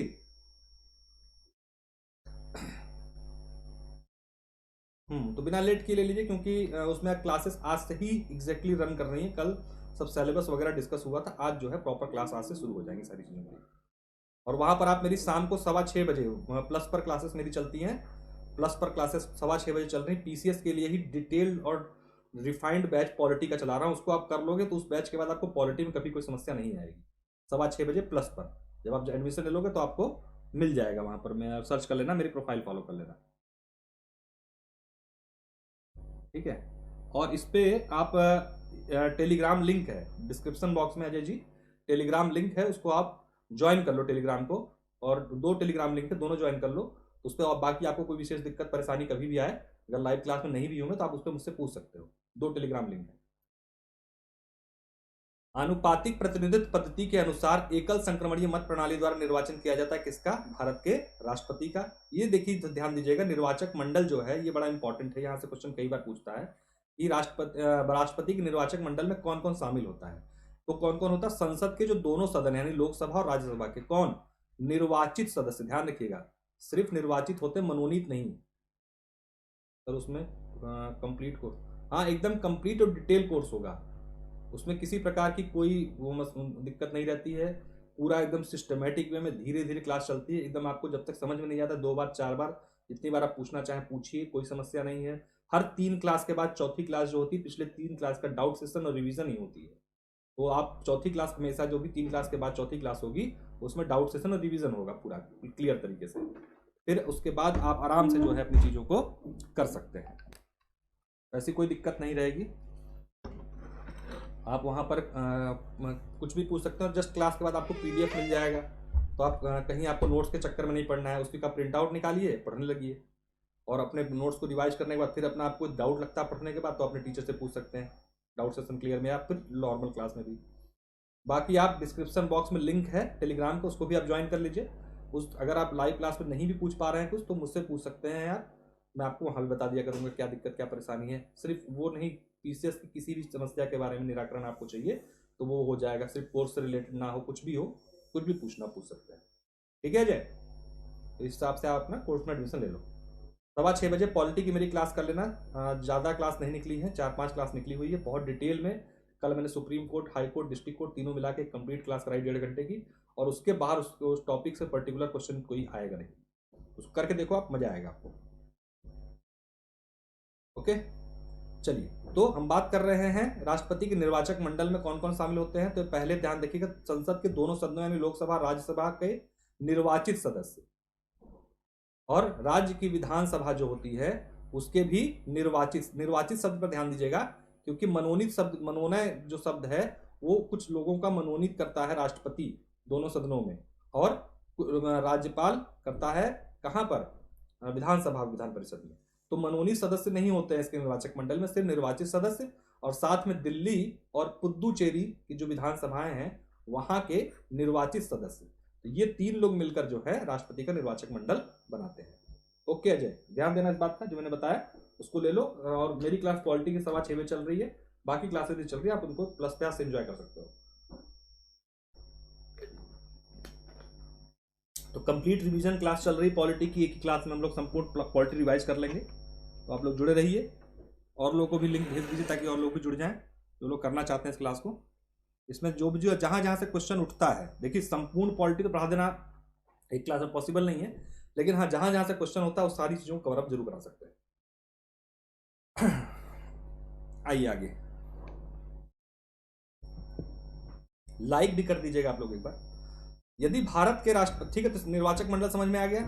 यदि भारत के राष्ट्रपति का पद रिक्त हो जाए और कोई उपराष्ट्रपति भी ना हो तो कार्यवाहक राष्ट्रपति कौन बनता है? सर्वोच्च न्यायालय का मुख्य न्यायाधीश। ध्यान रखिएगा, अगर राष्ट्रपति और उपराष्ट्रपति दोनों नहीं है तो सुप्रीम कोर्ट का चीफ जस्टिस ऑफ जो है, भारत का चीफ जस्टिस ऑफ इंडिया, वो जो है सर्वोच्च न्यायालय का कार्यवाहक जो है राष्ट्रपति बन जाता है। भारतीय गणतंत्र का प्रमुख कौन होता है? भारत का राष्ट्रपति। क्या मतलब हुआ इसका? कि हमारा जो प्रमुख है वो चुना हुआ है, इसीलिए हम क्या है? गणतंत्र हैं। अगर यही अगर अनुवांशिक चुनाव होता राष्ट्रपति का तो हम क्या हो जाते? राजतंत्र हो जाते। चलिए, लोकसभा और राज्यसभा की जो संयुक्त बैठक है, आहूत, आहूत मतलब बुलाना, आहूत करता है कौन? राष्ट्रपति करता है। ध्यान रखिएगा, क्वेश्चन आता है, यहां से क्वेश्चन जरूर आता है इससे, संयुक्त बैठक से। तो ध्यान रखिए, लोकसभा और राज्यसभा की संयुक्त बैठक बुलाने का काम है राष्ट्रपति का, और दोनों की क्या कहते हैं कि अध्यक्षता, जो संयुक्त बैठक की अध्यक्षता करता है वो कौन करता है? लोकसभा का अध्यक्ष। और ये सब कहां लिखा गया? अनुच्छेद 108 में। अनुच्छेद 76 के अनुसार महान्यायवादी की बात की गई है अनुच्छेद 76 में। अनुच्छेद 148 बात करता है आपके सीएजी की, यानी कि नियंत्रक एवं महालेखा परीक्षक की। अनुच्छेद 155 बात करता है राज्य के राज्यपालों की नियुक्ति के संदर्भ में। ठीक है। और ये सभी की नियुक्ति कौन करता है? हमारे राष्ट्रपति करते हैं, यानी सीएजी महान्यायवादी और राज्य के राज्यपालों की नियुक्ति राष्ट्रपति करते हैं। भारत के राष्ट्रपति को अध्यादेश जारी करने की शक्ति प्राप्त है अनुच्छेद 123 के तहत।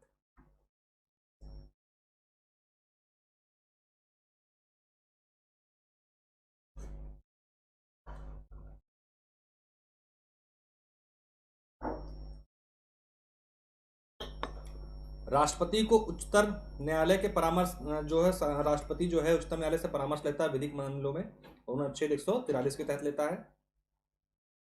सर्वसम्मति से भारत के राष्ट्रपति चुने जाने वाले पहले व्यक्ति थे जो कभी उपराष्ट्रपति नहीं बने, कौन है? नीलम संजीव रेड्डी। सर्वसम्मति से पहले ऐसे एकमात्र व्यक्ति हैं जो राष्ट्रपति चुने गए थे। दार्शनिक राजा की उपाधि दी जाती है किस राष्ट्रपति को? कई बार पूछा क्वेश्चन है, डॉक्टर सर्वपल्ली राधाकृष्णन को। भारतीय संविधान के भाग 3 के तहत अनुच्छेद 19 से लेकर 22 तक जो वर्णित है उसे कहा जाता है स्वतंत्रता का अधिकार।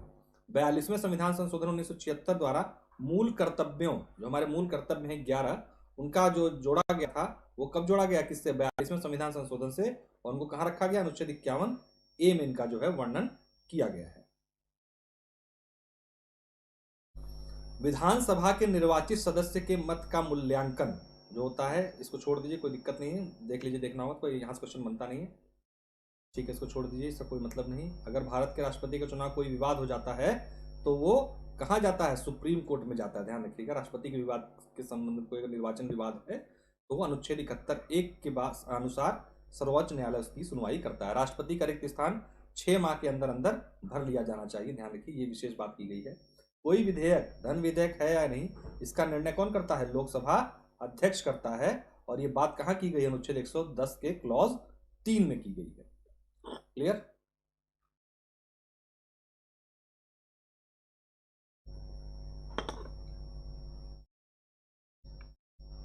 ये छोड़ दिया तो बदल गया है जम्मू कश्मीर वाला मामला। भारत का वह राज्य जिसमें सर्वप्रथम महिला मुख्यमंत्री बनी वो उत्तर प्रदेश थी। और कौन थी महिला मुख्यमंत्री? का नाम क्या था? सुचेता कृपलानी। सुचेता कृपलानी किस वर्ष बनी? 1963 में बनी। ये संपत्ति के मूल अधिकार को रद्द कर दिया गया किससे? 44वें संविधान संशोधन द्वारा 1978 में। अब केवल क्या हो गया? वो कानूनी अधिकार है।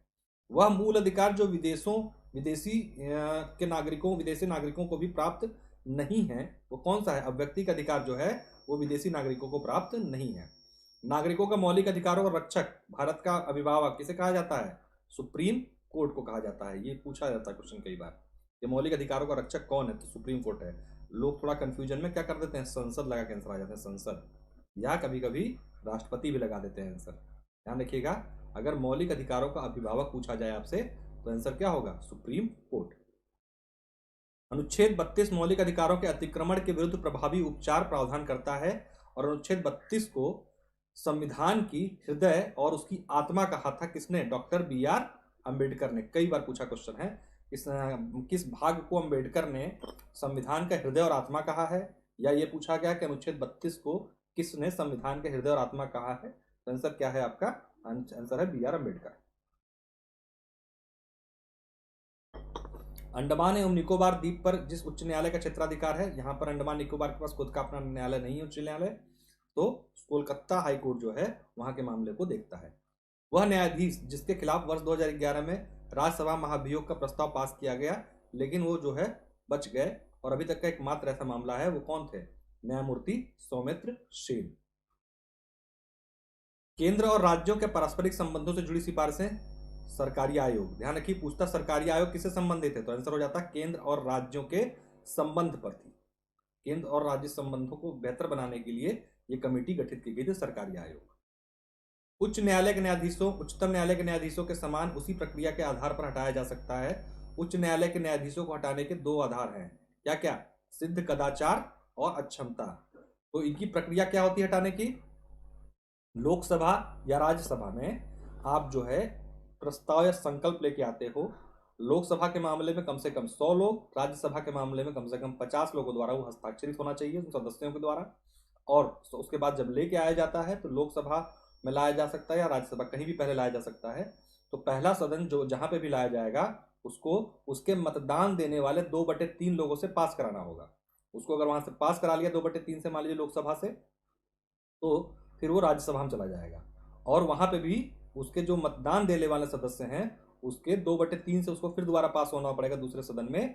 और उसके उपरांत उसी सत्र में, जिस सत्र में लाया गया था, मान लीजिए बजट सत्र में लाया जाता है राष्ट्रपति के खिलाफ महाभियोग, तो उसी सत्र में राष्ट्र क्या कहते हैं कि वो जो है पारी, अरे इसके राष्ट्रपति के विरुद्ध कह रहा हूँ, सुप्रीम कोर्ट के न्यायाधीश के विरुद्ध, तो उसी सत्र में उसको राष्ट्रपति के समक्ष प्रस्तुत भी करना होता, तो काफी कठिन प्रक्रिया है। उच्च न्यायालय के न्यायाधीशों को हटाया जा सकता है संसद की सिफारिश से राष्ट्रपति द्वारा। संसद सिफारिश कैसे करेगी? उसी तरीके से जैसे बताया प्रक्रिया, सेम प्रक्रिया सुप्रीम कोर्ट हाई कोर्ट दोनों जजों के लिए है। पंचायतों की संरचना की बाबत जो उपबंध किया जाता है वो किसको दे दिया गया अधिकार? संरचना कैसे कौन बनाएगा? 73वें 74वें संविधान संशोधन के द्वारा ये बात कह दी गई है कि राज्य विधानमंडल पंचायतों की संरचना के बारे में उपबंध बना सकते हैं। भारत में प्रत्येक पंचायत अपने प्रथम अधिवेशन की तारीख से, ध्यान रखिए क्वेश्चन पूछता है कि पंचायत कब से अपना 5 साल फॉलो करती है, तो प्रथम अधिवेशन, जिस दिन उनका पहला अधिवेशन होता है उस तारीख से 5 सालों तक जो है पंचायतें बनी रहती हैं। और ये बात की गई है आपके अनुच्छेद 243 ई में। पंचायत राज प्रणाली में पंचायत समिति गठित होती है कहां पर? खंड स्तर पर, यानी बीच पे ब्लॉक लेवल पर। उच्च न्यायालय के न्यायाधीश की जो उम्र है कितनी है? रिटायरमेंट एज 62 साल है। और इसकी बात जो की गई अनुच्छेद 217 में की गई। सिक्किम को भारत का अभिन्न अंग बनाया गया 36वें संविधान संशोधन 1975 के द्वारा।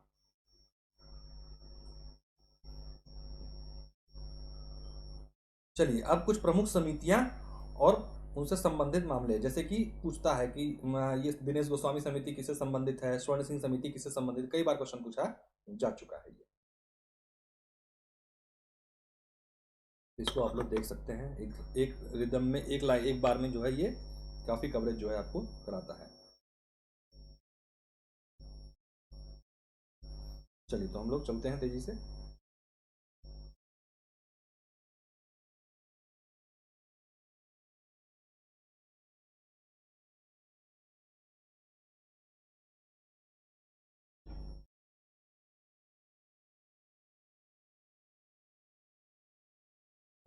बस एक बार इसको और मैं शेयर कर लूँ।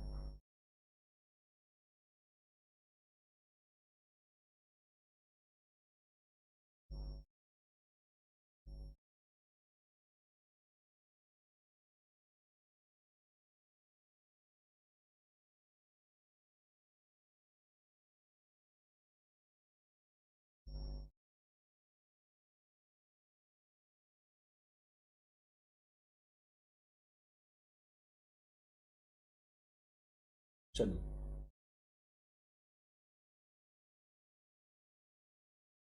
आइए तो फिर आगे हम लोग देखते हैं समितियों के बारे में।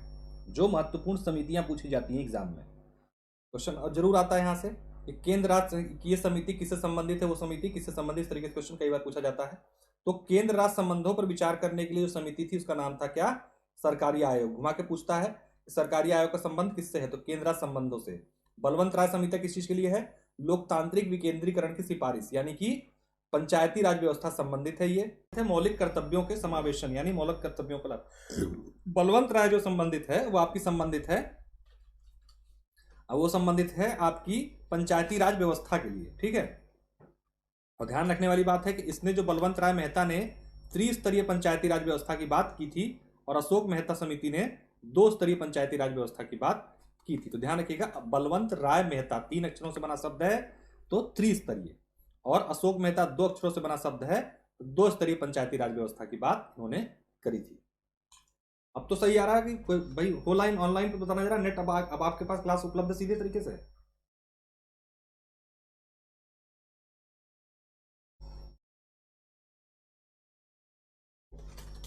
क्लास अब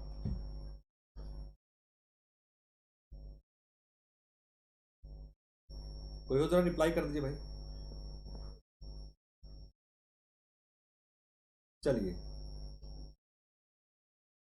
नहीं होगी, कंफर्म नहीं कह सकते हैं। अच्छा सही आ रही है स्केलिंग, ठीक है। सरकारी गारंटी नहीं है, कह नहीं सकते कि देखिए होगा ही होगा स्केलिंग। जब वहां पे नोटिफिकेशन में लिख दिया उन्होंने तो कुछ नहीं कहा जा सकता है ना कि होगी नहीं होगी, वो उनके ऊपर डिपेंड करेगा। जो नए अध्यक्ष आते हैं क्योंकि अब तो उनके आधार पे होगा एग्ज़ाम, तो उनको जैसा लगेगा वैसे उम्मीद है, बच्चे कोशिश कर रहे हैं कि कोर्ट के माध्यम से या फिर उनसे जो नए अध्यक्ष आएंगे उनसे मिल के इस बात को रखा जाएगा कि भाई एक सामान्य आदमी भी होगा कोई भी, उसे ही समझ में आ जाएगा कि भाई आपको ये करना चाहिए। क्यों कि मैथ और इतिहास में एक कॉमन नंबर कभी नहीं आ सकते हैं, हमेशा अंतर रहेगा।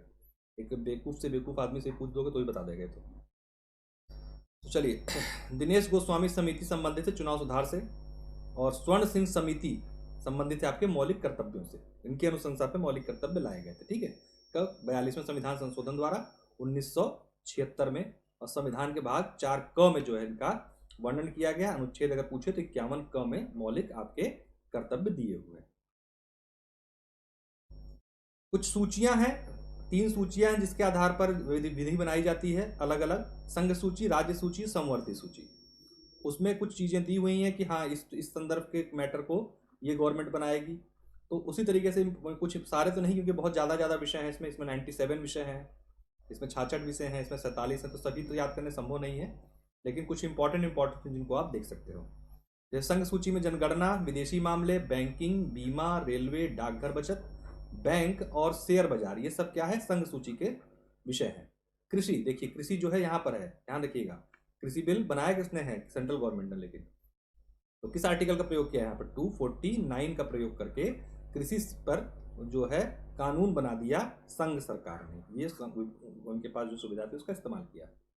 लोक स्वास्थ्य, स्वच्छता, ये इंपॉर्टेंट है इसलिए पूछा जा सकता है, ध्यान रखिएगा कि पूछ सकता है कि कृषि किस विषय किसका विषय है, तो आप लोग गलती मत करना, ध्यान दीजिएगा। राज्य सूची का विषय है, क्योंकि हाईलाइटेड मुद्दा है, पूछा जरूर जाएगा। लोक स्वास्थ्य, स्वच्छता, पुलिस एवं सार्वजनिक व्यवस्था और पंचायती राज व्यवस्था, ये सब क्या है? राज्य सूची का विषय है। आर्थिक एवं सामाजिक आयोजन, जो प्लानिंग होती है, योजना नीति जो बनाई जाती हैं, ये समवर्ती सूची का विषय है।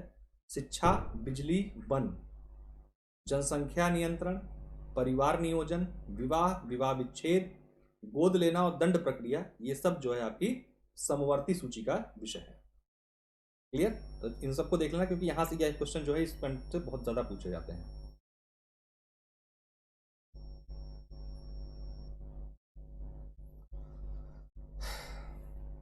चलिए, बस 1 मिनट दे दीजिए।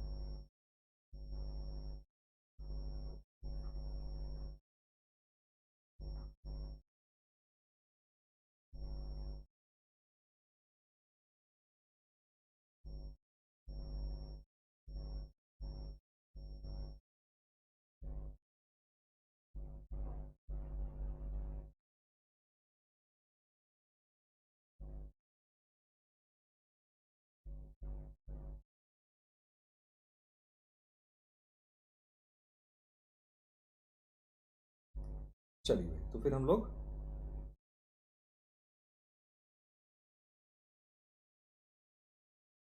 कंटिन्यू करते हैं अपनी क्लास आगे।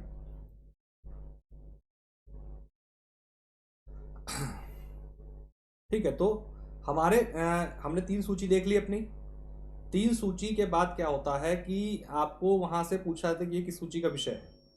तो उसके साथ अब आगे आइए, देखते हैं कुछ क्वेश्चन पूछता है हम लोग के प्री में कि निम्न में से कौन सा संघीय लक्षण है, निम्न में से कौन सा एकात्मक लक्षण है।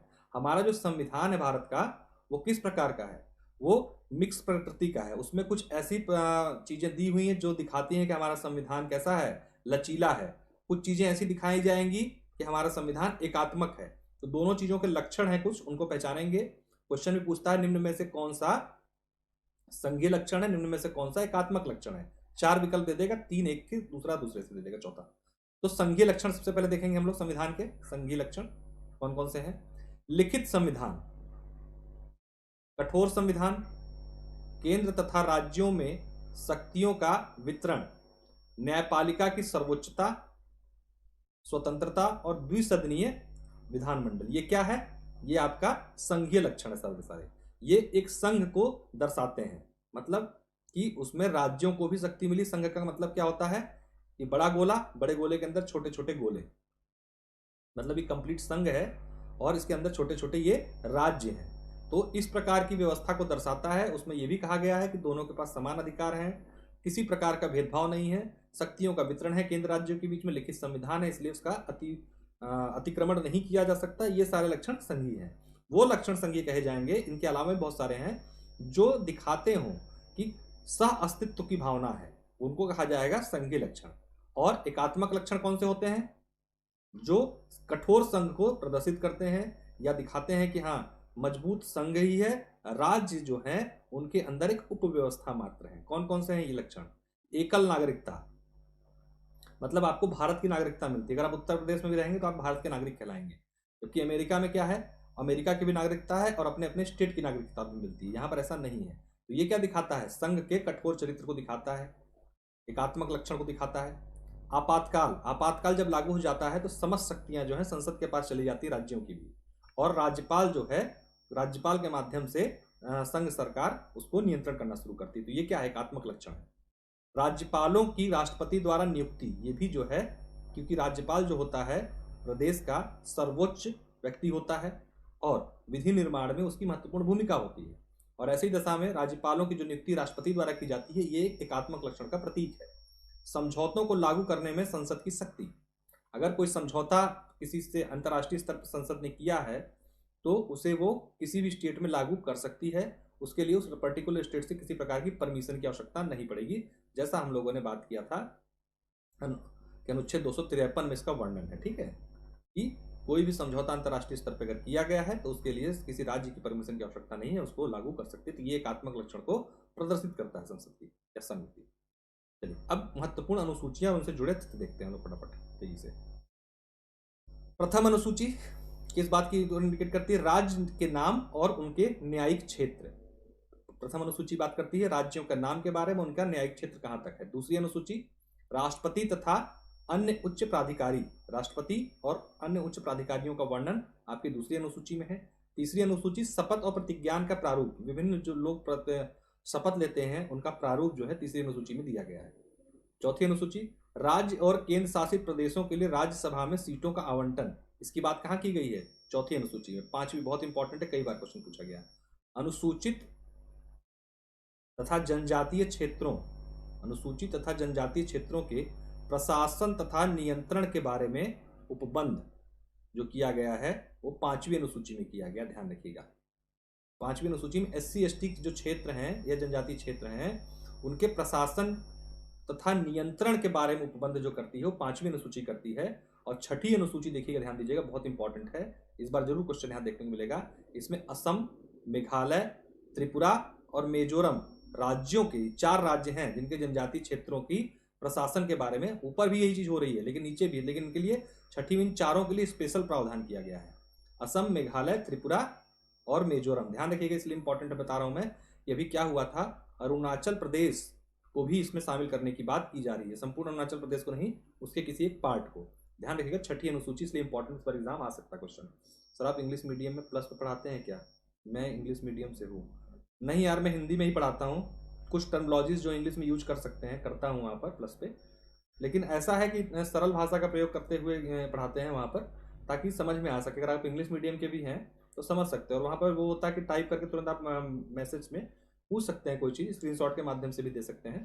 तो अगर कोई दिक्कत अगर बीच में आ रही है किसी प्रकार के, तो वहाँ पर हम लोग उसका तुरंत समाधान करते हैं, उसकी इंग्लिश टर्मोलॉजी आपको बताएंगे। बाकी वहाँ पे इंग्लिश मीडियम के टीचर भी उपलब्ध हैं प्लस पे, पॉलिटी के। मेरा मेन मीडियम हिंदी है, नोट्स आपको हिंदी में उपलब्ध कराऊंगा मैं, लेकिन हाँ पढ़ाने समझाने के दौरान टर्मोलॉजीज में इंग्लिश के भी यूज कर लेता हूँ, तो आप कर सकते हैं, ऐसा नहीं कि समझ में नहीं आएगा बिल्कुल भी। ठीक है, सरकारी मकड़जाल, नाम क्या है यार आपका? नाम तो बता दो, बोलने में बड़ा अजीब लग रहा है, सरकारी मकड़जाल। चलिए, असम, मेघालय, त्रिपुरा, मिजोरम में जनजातीय क्षेत्रों का ध्यान रखिएगा, ये इंपॉर्टेंट है क्योंकि इसमें अरुणाचल प्रदेश के कुछ पार्ट को शामिल करने की बात अभी हाल फिलहाल में की गई थी, इसलिए महत्वपूर्ण एग्जाम में ये आ सकता है। सातवीं अनुसूची केंद्र और राज्यों के बीच शक्तियों का विभाजन जो दिया गया, यानी कि जो सूचियां मैंने बताई थी आपको, संघ सूची, राज्य सूची और समवर्ती सूची, वो कहां दी गई है? यही पर दी गई है, सातवीं अनुसूची में। आठवीं अनुसूची किसकी बात करता है? संविधान द्वारा मान्यता प्राप्त भाषाएं, जो हमारी 22 भाषाएं हैं संविधान द्वारा मान्यता प्राप्त, उनका वर्णन आठवीं अनुसूची में किया गया है। प्रशांत सिंह सर नेम है, बहुत बढ़िया प्रशांत। चलिए, मेरा भी नाम प्रशांत है। सही है, कोई दिक्कत नहीं है। तो PS10 यूज कीजिएगा। आपके नाम का जो कोड है प्रशांत का P और S का मतलब सिंह, तो वही मेरा नाम है प्रशांत शुक्ला, तो वही PS10 कोड यूज करके अनअकैडमी के कोर्स में एडमिशन आप ले लीजिएगा अपने नाम से, तो भूलेंगे भी नहीं कोड आप। तो आपको 10% का डिस्काउंट मिल जाएगा प्लस पर प्लस, लेकिन चले जाइए। एस्पायर करके इंग्लिश मीडियम के लिए फाउंडेशन बैच जो है 2021 पीसीएस के लिए शुरू हो चुका है, एस्पायर नाम से ये बैच चल रहा है, रन कर रहा है, इसको कर लीजिए, तो बढ़िया तरीके से जो है वहाँ पे काम आपका हो जाएगा। कंप्लीट रिवीजन फाउंडेशन बैच के साथ वो बैच चल रहा है, तो एस्पायर 2021 के नाम से बैच है, ठीक है। मकड़जाल नहीं, अब मकड़जाल नहीं बोलूंगा आपको, अब आपको बोलूंगा प्रशांत, ठीक है। नवी अनुसूची बात करती है भू सुधारों और जमींदारी प्रणाली के उन्मूलन संबंधित है, बहुत इंपॉर्टेंट है, ठीक है। कई बार क्वेश्चन आ चुका है कि भू सुधार और जमींदारी प्रणाली के उन्मूलन से संबंधित कौन सी अनुसूची है, तो अनुसूची 9। हाँ कर लीजिए, उसको ज्वाइन कर लेंगे तो आपको फायदा मिलेगा, क्योंकि वहां पे अभी मेंस और प्री दोनों की कंबाइंड क्लासेस चल रही है। देखिए जून में मेंस है ना, अरे जून में प्री है, तो अभी क्या करना चाहिए कि अभी थोड़ा सा 1-1.5 महीने अभी आप अपना मेंस को भी ध्यान दीजिए, क्योंकि सीधे प्री के बाद मेंस में इतना टाइम मिलेगा नहीं। अक्टूबर में मेंस है, तो 3 महीने में संपूर्ण ऑप्शनल और ज्योग्राफी कंप्लीट कर लेना थोड़ा कठिन काम है। तो अभी से आप ज्वाइन कर लेंगे, वहाँ पे आंसर राइटिंग सेशन वगैरह पॉलिटी के चल रहे हैं मेंस के पॉइंट ऑफ व्यू से, पेपर 2 का, उसको भी आप ज्वाइन कर सकते हैं। PS10 कोड जरूर यूज कीजिएगा, ताकि आपको 10% का डिस्काउंट मिल जाए और मेरे क्रेडिट भी बढ़ जाएंगे, ठीक है प्रशांत। 1 साल वाला कर लीजिए, फीस ज्यादा नहीं है, 6,300 रुपए है मात्र। कोई कार्ड वार्ड हो, क्रेडिट कार्ड वगैरह उसमें करो तो मंथली 500-600 रुपए कटता है कुछ ऐसे। तो 10वीं बहुत इंपॉर्टेंट है। दल बदल के आधार पर संसद और विधानसभा के सदस्यों की निहरता के बारे में बंद करता है, मतलब दल बदल अधिनियम के बारे में जो बात की गई है कि किस किस आधार पर किसी व्यक्ति को जो है दल बदल के अंदर क्या क्या प्रावधान है, कैसे कैसे किसी को अहर घोषित किया जाएगा, किसको अनहर घोषित किया जाएगा, यानी कौन एलिजिबल होगा कौन नॉन एलिजिबल होगा, इस मैटर के बारे में सारी बातें कहाँ की गई हैं, 10वीं अनुसूची यानी 10th शेड्यूल में। आपके 11वीं अनुसूची 11th शेड्यूल बात करता है पंचायत की शक्तियों के बारे में, जिसमें कुल 29 विषय हैं, ध्यान रखिएगा, 29 विषय, कई बार पूछा क्वेश्चन में कुल कितने विषय हैं, 29। और 73वां संविधान संशोधन इससे संबंधित है, जो 1992 में लाया गया था, लेकिन इंप्लीमेंट कब हुआ था, इंप्लीमेंटेशन की तारीख 2020 पीछे से पूछी थी कि तृतीय तल कब जोड़ा गया था, अधिकतर लोग 92 लगा के आंसर आ गया था, लेकिन आंसर क्या होगा उसका 1993 होगा। आयोग ने भी पहले 92 दिया, संशोधन करने के बाद जरूर बदल दिया, अभी तो पता नहीं चला है, लेकिन बदला जरूर होगा, क्योंकि 24 अप्रैल 1993 को जो है ये पंचायती राज अधिनियम जो है पूरे भारत में लागू कर दिया गया था। इसीलिए पंचायत दिवस मनाया जाता है, कब, 24 अप्रैल को पंचायत दिवस के रूप में मनाया जाता है, क्योंकि उसी दिन लागू किया था, 24 अप्रैल 1993, ध्यान रखिएगा इस चीज का। 12वीं अनुसूची संबंधित है नगर पालिकाओं यानी नगर स्वशासन से संबंधित है, इसमें कुल कितने विषय हैं, 18 विषय हैं। और ये 74वें संविधान संशोधन संबंधित है, 1992, ये लागू हुई थी आपकी 20 अप्रैल को 1993। क्लियर। चलिए अब हम लोग देखेंगे तेजी से भारत के संविधान के सोर्स। आप लोगों को पता ही होगा कि भारत का संविधान जो है उसको व्यंग्यात्मक रूप में उधार की पोटली या उधार का संविधान इस तरीके की संज्ञा दी जाती है। उसके पीछे का कारण क्या है, कारण है कि भारत के संविधान ने बहुत सारी चीजें जो हैं दूसरे दूसरे देशों से ली है, लेकिन इसका अर्थ नहीं कि आप इसको ऐसा कह सकते हैं। कारण क्या है कि हमने उन अच्छे प्रावधानों को भारत में सम्मिलित किया है तुलनात्मक अध्ययन के बल पर, जो वहां पर उपलब्ध अच्छे प्रावधान थे दूसरे देशों में, ले लिया, तो उसमें कोई बुराई नहीं है।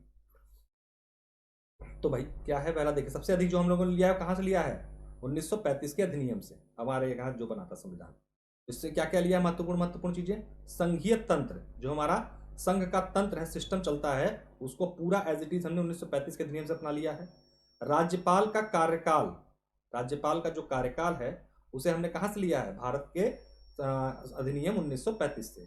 न्यायपालिका, न्यायपालिका का जो स्ट्रक्चर है वैसे तो मूलतः ही अमेरिका से लिया हमने, लेकिन एज इट इज जो भारत शासन अधिनियम ने, क्योंकि फेडरल कोर्ट ऑफ इंडिया की स्थापना हो चुकी थी 1937 में, उसी को नाम जो है बाद में बदलकर सुप्रीम कोर्ट ऑफ इंडिया कर दिया गया।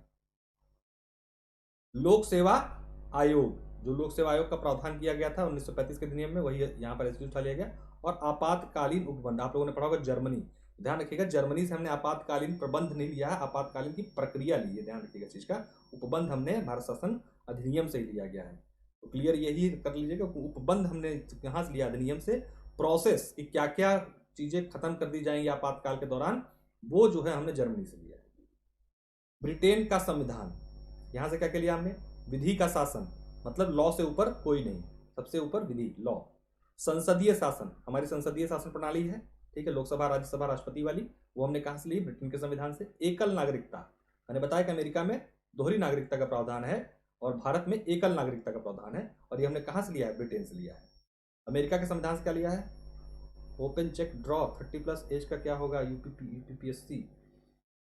देखिए बात चल रही है क्या होता है। वैसे इस साल तो मुश्किल है क्योंकि चुनाव है अगले साल, लेकिन हाँ 22 में अगर दोबारा गवर्नमेंट बन जाती है भाजपा की, तो मान के चलिए ये बदलाव होके रहेंगे, ठीक है। तो मानसिक रूप से तैयार रही, 2021 पीसीएस को अंतिम मान के सब लोग दो भैया, जिसका जिसका भी लास्ट अटेम्प्ट के आसपास हो, या इसको पार कर चुके हो 30 साल या 30 साल के आसपास भी हो, क्योंकि उसके बाद अगर 22 में आई भी वैकेंसी, अगर आपकी एज बढ़ी तो 200-250 से ज़्यादा वैकेंसी आएगी नहीं। तो इस बार जो वैकेंसी है इसको भुना लेने में फायदा है, ठीक। हमने अमेरिका से क्या क्या लिया, मूल अधिकार, बिल ऑफ राइट्स से।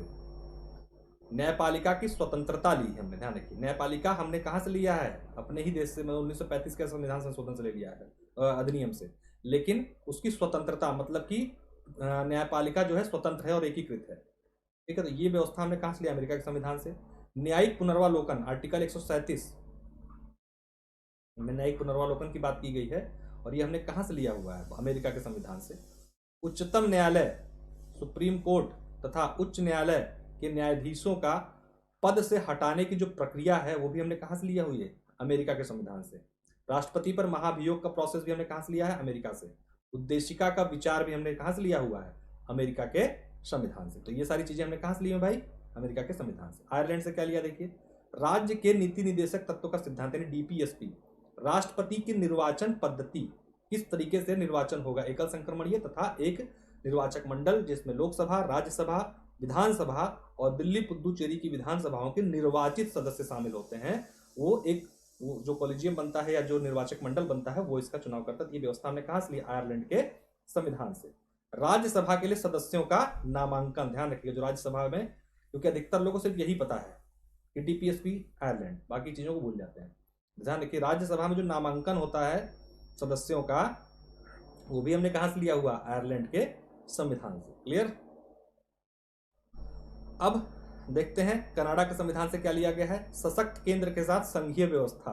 एक सशक्त केंद्र के साथ संघीय व्यवस्था, एक ऐसी व्यवस्था हमने की हुई जहां पर हमारा संघ मजबूत है और उसके साथ साथ राज्य भी अस्तित्व में है। लेकिन इसी को जब राज्य और संघ साथ में काम करते हैं, इसी व्यवस्था को संघीय व्यवस्था कहा जाता है। लेकिन हमेशा सेंटर जो है मजबूत रहता है। ये व्यवस्था हमने कहां से ली है, कनाडा के संविधान से। केंद्र के द्वारा राज्यपालों की नियुक्ति, ध्यान रखिएगा, केंद्र सरकार जो है यानी राष्ट्रपति जो है राज्यपाल की नियुक्ति करती है, और ये व्यवस्था भी हमने कहां से लिया हुआ है, कनाडा के संविधान से लिया है। अवशिष्ट शक्तियां, जैसे राज्य सूची, संघ सूची और समवर्ती सूची, 3 सूचियां हैं जिसमें अलग अलग विषय दिए गए हैं। लेकिन क्या होता है कि उसके बाद भी कुछ चीजें रह जाती हैं, छूट जाती हैं, या नई चीजें जो होती हैं वो कहीं पर नहीं होती हैं। तो ऐसी शक्तियों को अवशिष्ट शक्ति कहा जाता है, और उसका जो प्रावधान है वो क्या किया गया है कि वो अवशिष्ट शक्तियां कहाँ रहती हैं, किसमें निहित हैं, केंद्र सरकार में निहित हैं। तो इस बारे में जो प्रावधान किया गया है हमने लिया है, कनाडा के संविधान से लिया है। केंद्र राज्य संबंध, जो केंद्र राज्य के संबंध हैं, वित्त संबंध, चाहे आप समझिए प्रशासनिक या वित्तीय विधायिका वाले तीनों जो संबंध हैं, विधायी, प्रशासनिक और वित्त संबंध, इसका प्रावधान भी हमने कहाँ से लिया है, कनाडा से। ऑस्ट्रेलिया के संविधान से हमने क्या लिया, समवर्ती सूची। जो समवर्ती सूची बनाई हमने, जिसमें दोनों लोग काम कर सकते हैं, केंद्र और राज्य, वो हमने कहाँ से लिया है, ऑस्ट्रेलिया के संविधान से। जर्मनी के वाइनर संविधान से हमने क्या लिया, आपातकाल के समय मूल अधिकारों का स्थगन। देखिए हम लोग जानते आए हैं आज तक कि आपातकाल पूरा हमने जर्मनी से ले लिया, नहीं, लेकिन आपातकाल के दौरान जो हमारे मूल अधिकार खत्म हो जाते हैं उसका ही प्रावधान हमने जर्मनी के संविधान से लिया, ठीक। पूर्व सोवियत संघ के संविधान से हमने क्या लिया हुआ है, यानी रूस से। मूल कर्तव्य, प्रस्तावना में जो न्याय का आदर्श वाक्य है, न्याय, वो हमने कहां से लिया हुआ है, रसिया से। क्लियर। दक्षिण अफ्रीका के संविधान से हमने क्या लिया है, संविधान में संशोधन की प्रक्रिया, यानी अनुच्छेद 368 के तहत जो प्रक्रिया अपनाते हैं संविधान संशोधन की, वो हमने कहां से लिया है, दक्षिण अफ्रीका के संविधान से। राज्यसभा के सदस्यों का निर्वाचन, ध्यान रखिएगा। नामांकन बात की हमने, नामांकन देख लीजिए, कंफ्यूज मत होइएगा, कहीं सारी की चीज दो बता रहे हो। राज्यसभा के सदस्यों को नामांकन आयरलैंड से लिया हुआ है, और राज्यसभा के सदस्यों को निर्वाचन का जो प्रोसेस है वो हमने कहां से लिया, दक्षिण अफ्रीका से लिया। जापान के संविधान से क्या लिया है, विधि द्वारा स्थापित प्रक्रिया, मतलब लॉफुल तरीके से ही हम जो काम करेंगे वो होगा, वही मान्य होगा, ये बात होती है, इसको कहते हैं विधि द्वारा स्थापित प्रक्रिया, और इसका हमने प्रावधान जापान के संविधान से लिया हुआ है। अब बात कर लेते हैं कुछ महत्वपूर्ण संशोधनों की, जहां से क्वेश्चन अवश्य रूप से आपसे पूछे जाते हैं। तो आइए देखते हैं। प्रथम संविधान संशोधन जो हुआ था 1951 में किससे संबंधित है, 9वीं अनुसूची को शामिल किया गया था। इसी के तहत क्या हुआ, जो आपकी जमींदारी प्रथा है या फिर जो अवैध खेत थे या जिसके पास ज्यादा खेत थे, हदबंदी वगैरह, ये सारी चीजें इसी के तहत की गई हैं 9वीं अनुसूची। 30वां संविधान संशोधन, सिक्किम को भारत का अंग बना लिया गया। 42वां संविधान संशोधन कैसे क्या किया गया, प्रस्तावना में 3 नए शब्द जोड़े गए, क्या क्या, समाजवादी, पंथ निरपेक्ष और अखंडता। ठीक, समाजवादी का मतलब होता है संसाधनों पर समान अधिकार, पंथ निरपेक्ष का मतलब कि भारत का कोई धर्म नहीं होगा, कोई पंथ नहीं होगा, सबकी स्वतंत्रता होगी, और अखंडता मतलब एक अखंड भारत की संकल्पना की गई थी। और इसे ही 42वें संविधान को भी लघु संविधान की दर्जा भी दिया गया, क्योंकि बहुत सारे परिवर्तन किया गया था। और इसी के द्वारा मूल कर्तव्यों को भी जोड़ा गया भाग 4 क के द्वारा। 61वां संविधान संशोधन 1988, मताधिकार की आयु जो है 21 वर्ष से घटाकर कितनी कर दी गई थी, 18 वर्ष। 69वां संविधान संशोधन बहुत इंपॉर्टेंट है, ध्यान है, ये दोनों। 69वें से क्या किया गया था, राष्ट्रीय राजधानी क्षेत्र दिल्ली घोषित किया गया था, किससे, 69वें संविधान संशोधन 1991। सर ये क्लास डेली यही, हाँ ये वाली क्लास डेली यही होगी। मैंने जैसा बताया आपको, सब लोग को फिर से बता दे रहा हूँ कि पॉलिटी आज पूरी रिवाइज करा दे रहा हूँ, इंपॉर्टेंट। कल और परसों, कल प्लस परसों, ये 2 दिन मिला के पूरी ज्योग्राफी रिवाइज कराऊंगा। ज्योग्राफी में सिर्फ इंडियन ज्योग्राफी, वर्ल्ड नहीं, ज्योग्राफी, ठीक। और उसके नेक्स्ट दिन पूरा यूपी स्पेशल रिवाइज कराऊंगा। यानी कि ये हो गई आज 27 को, ये 28 और 29 में आपकी ज्योग्राफी हो जाएगी, 30 को यूपी स्पेशल हो जाएगी, और 31 को एनवायरमेंट पूरा रिवाइज करा दूंगा। मतलब 31 तारीख तक ये 4-5 सेक्शन पूरे रिवाइज करा दूंगा, अगर आप लोग क्रमबद्ध तरीके से लगे रहोगे तो। और ये सारे मिला के आते हैं कितने, कुल मिला के 65 से 70 सवाल हो जाते हैं। ये 65 से 70 सवाल 5 दिन में आप जो है अपने काबू में कर सकते हो, और इससे बाहर आता नहीं जो करवा रहा हूं। 73वां संविधान संशोधन किससे संबंधित है, आपको बताया मैंने, पंचायती राज व्यवस्था से।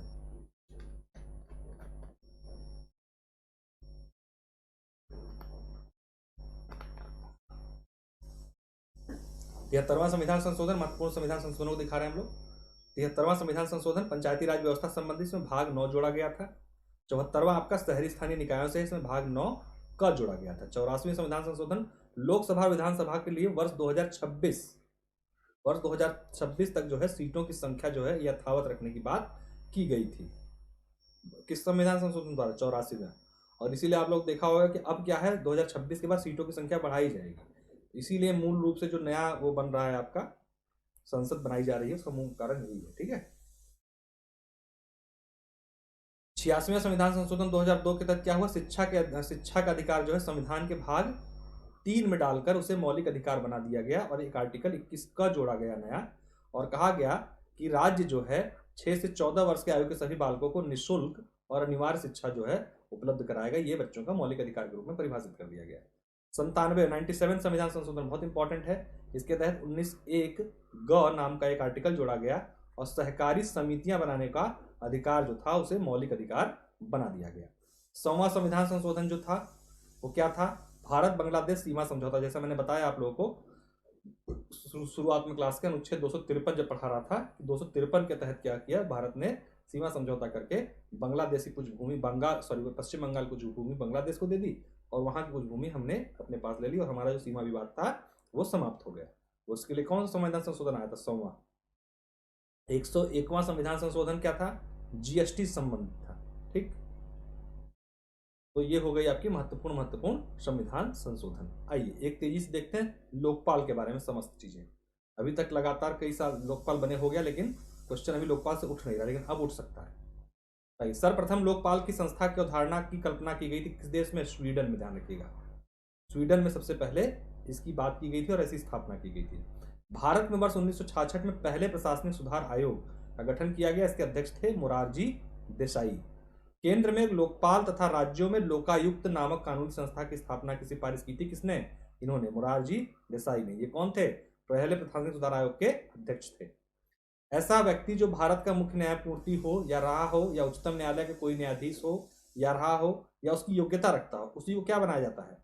लोकपाल का अध्यक्ष बनाने की बात की गई है। अध्यक्ष प्रत्येक और प्रत्येक सदस्य अपने अपने पद पर बने रहेंगे कब तक?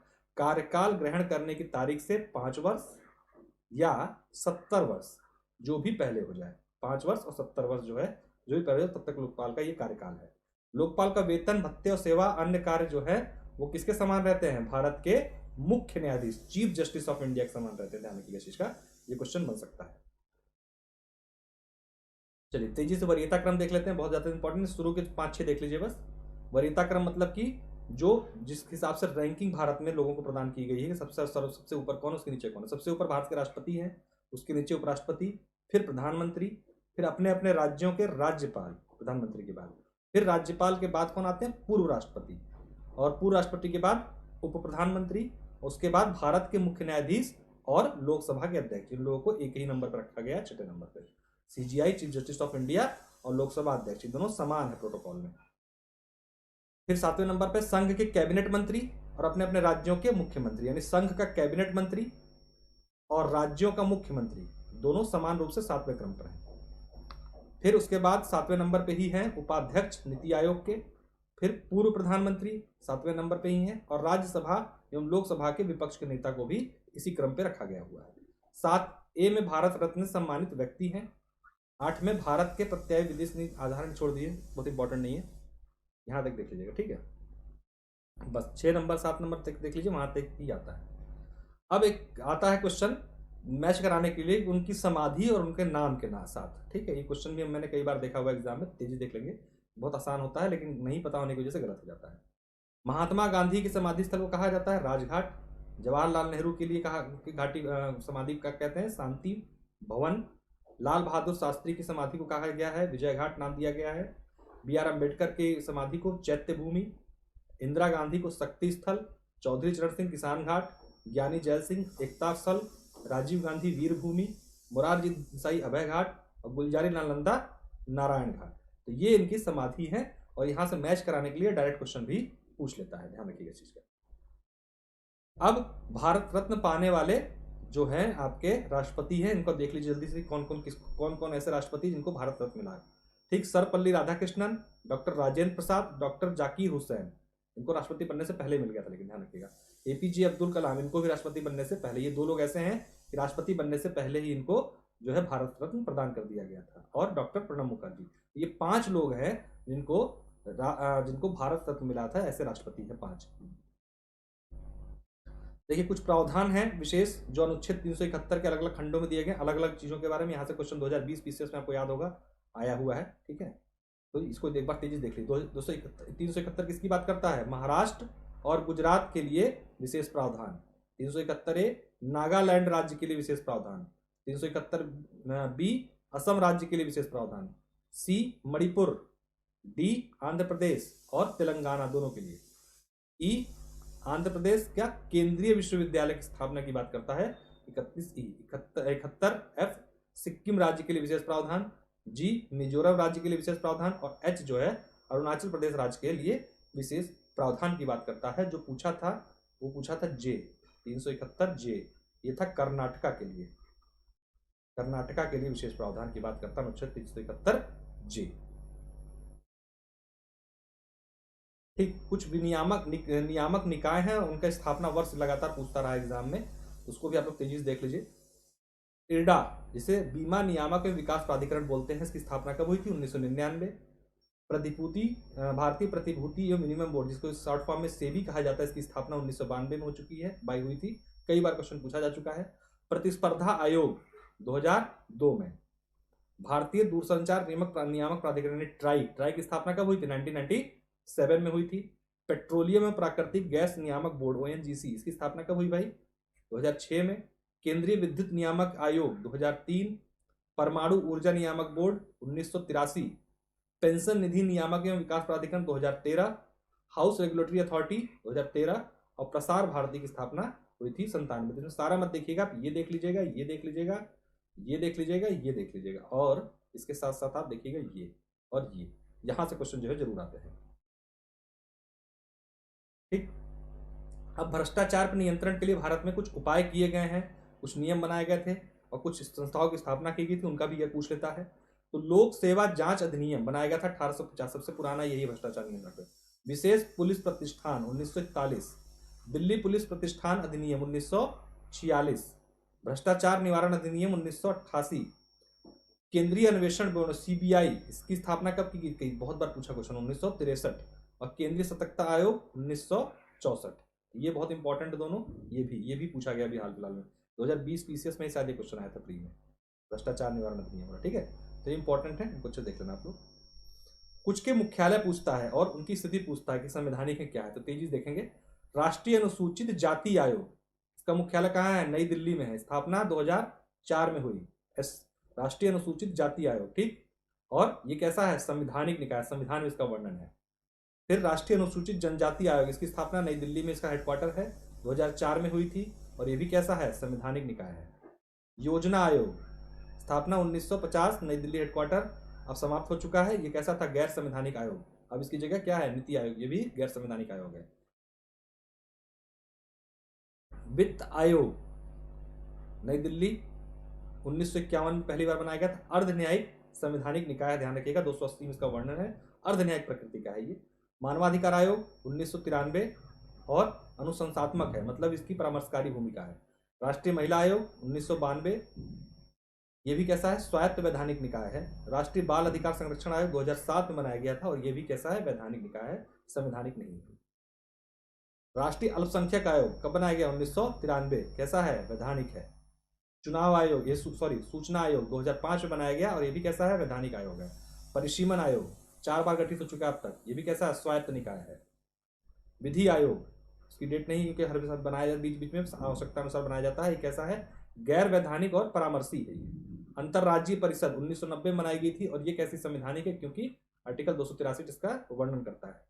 निर्वाचन आयोग किसका, इसका देखिएगा, कंफ्यूज मत हो जाएगा, ये 1950 में बनाया गया था, और ये कैसा है, ये भी कैसा है, संवैधानिक है, 324 में इसका वर्णन है, इसलिए क्लियर।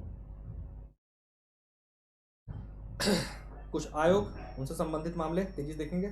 स्वर्ण सिंह समिति, मैंने बताया 1976 में 42वें संविधान संशोधन द्वारा बनाई गई, कुल 10 मूल कर्तव्य की बात की थी, इनके आधार पर मूल कर्तव्यों को संविधान में शामिल किया गया।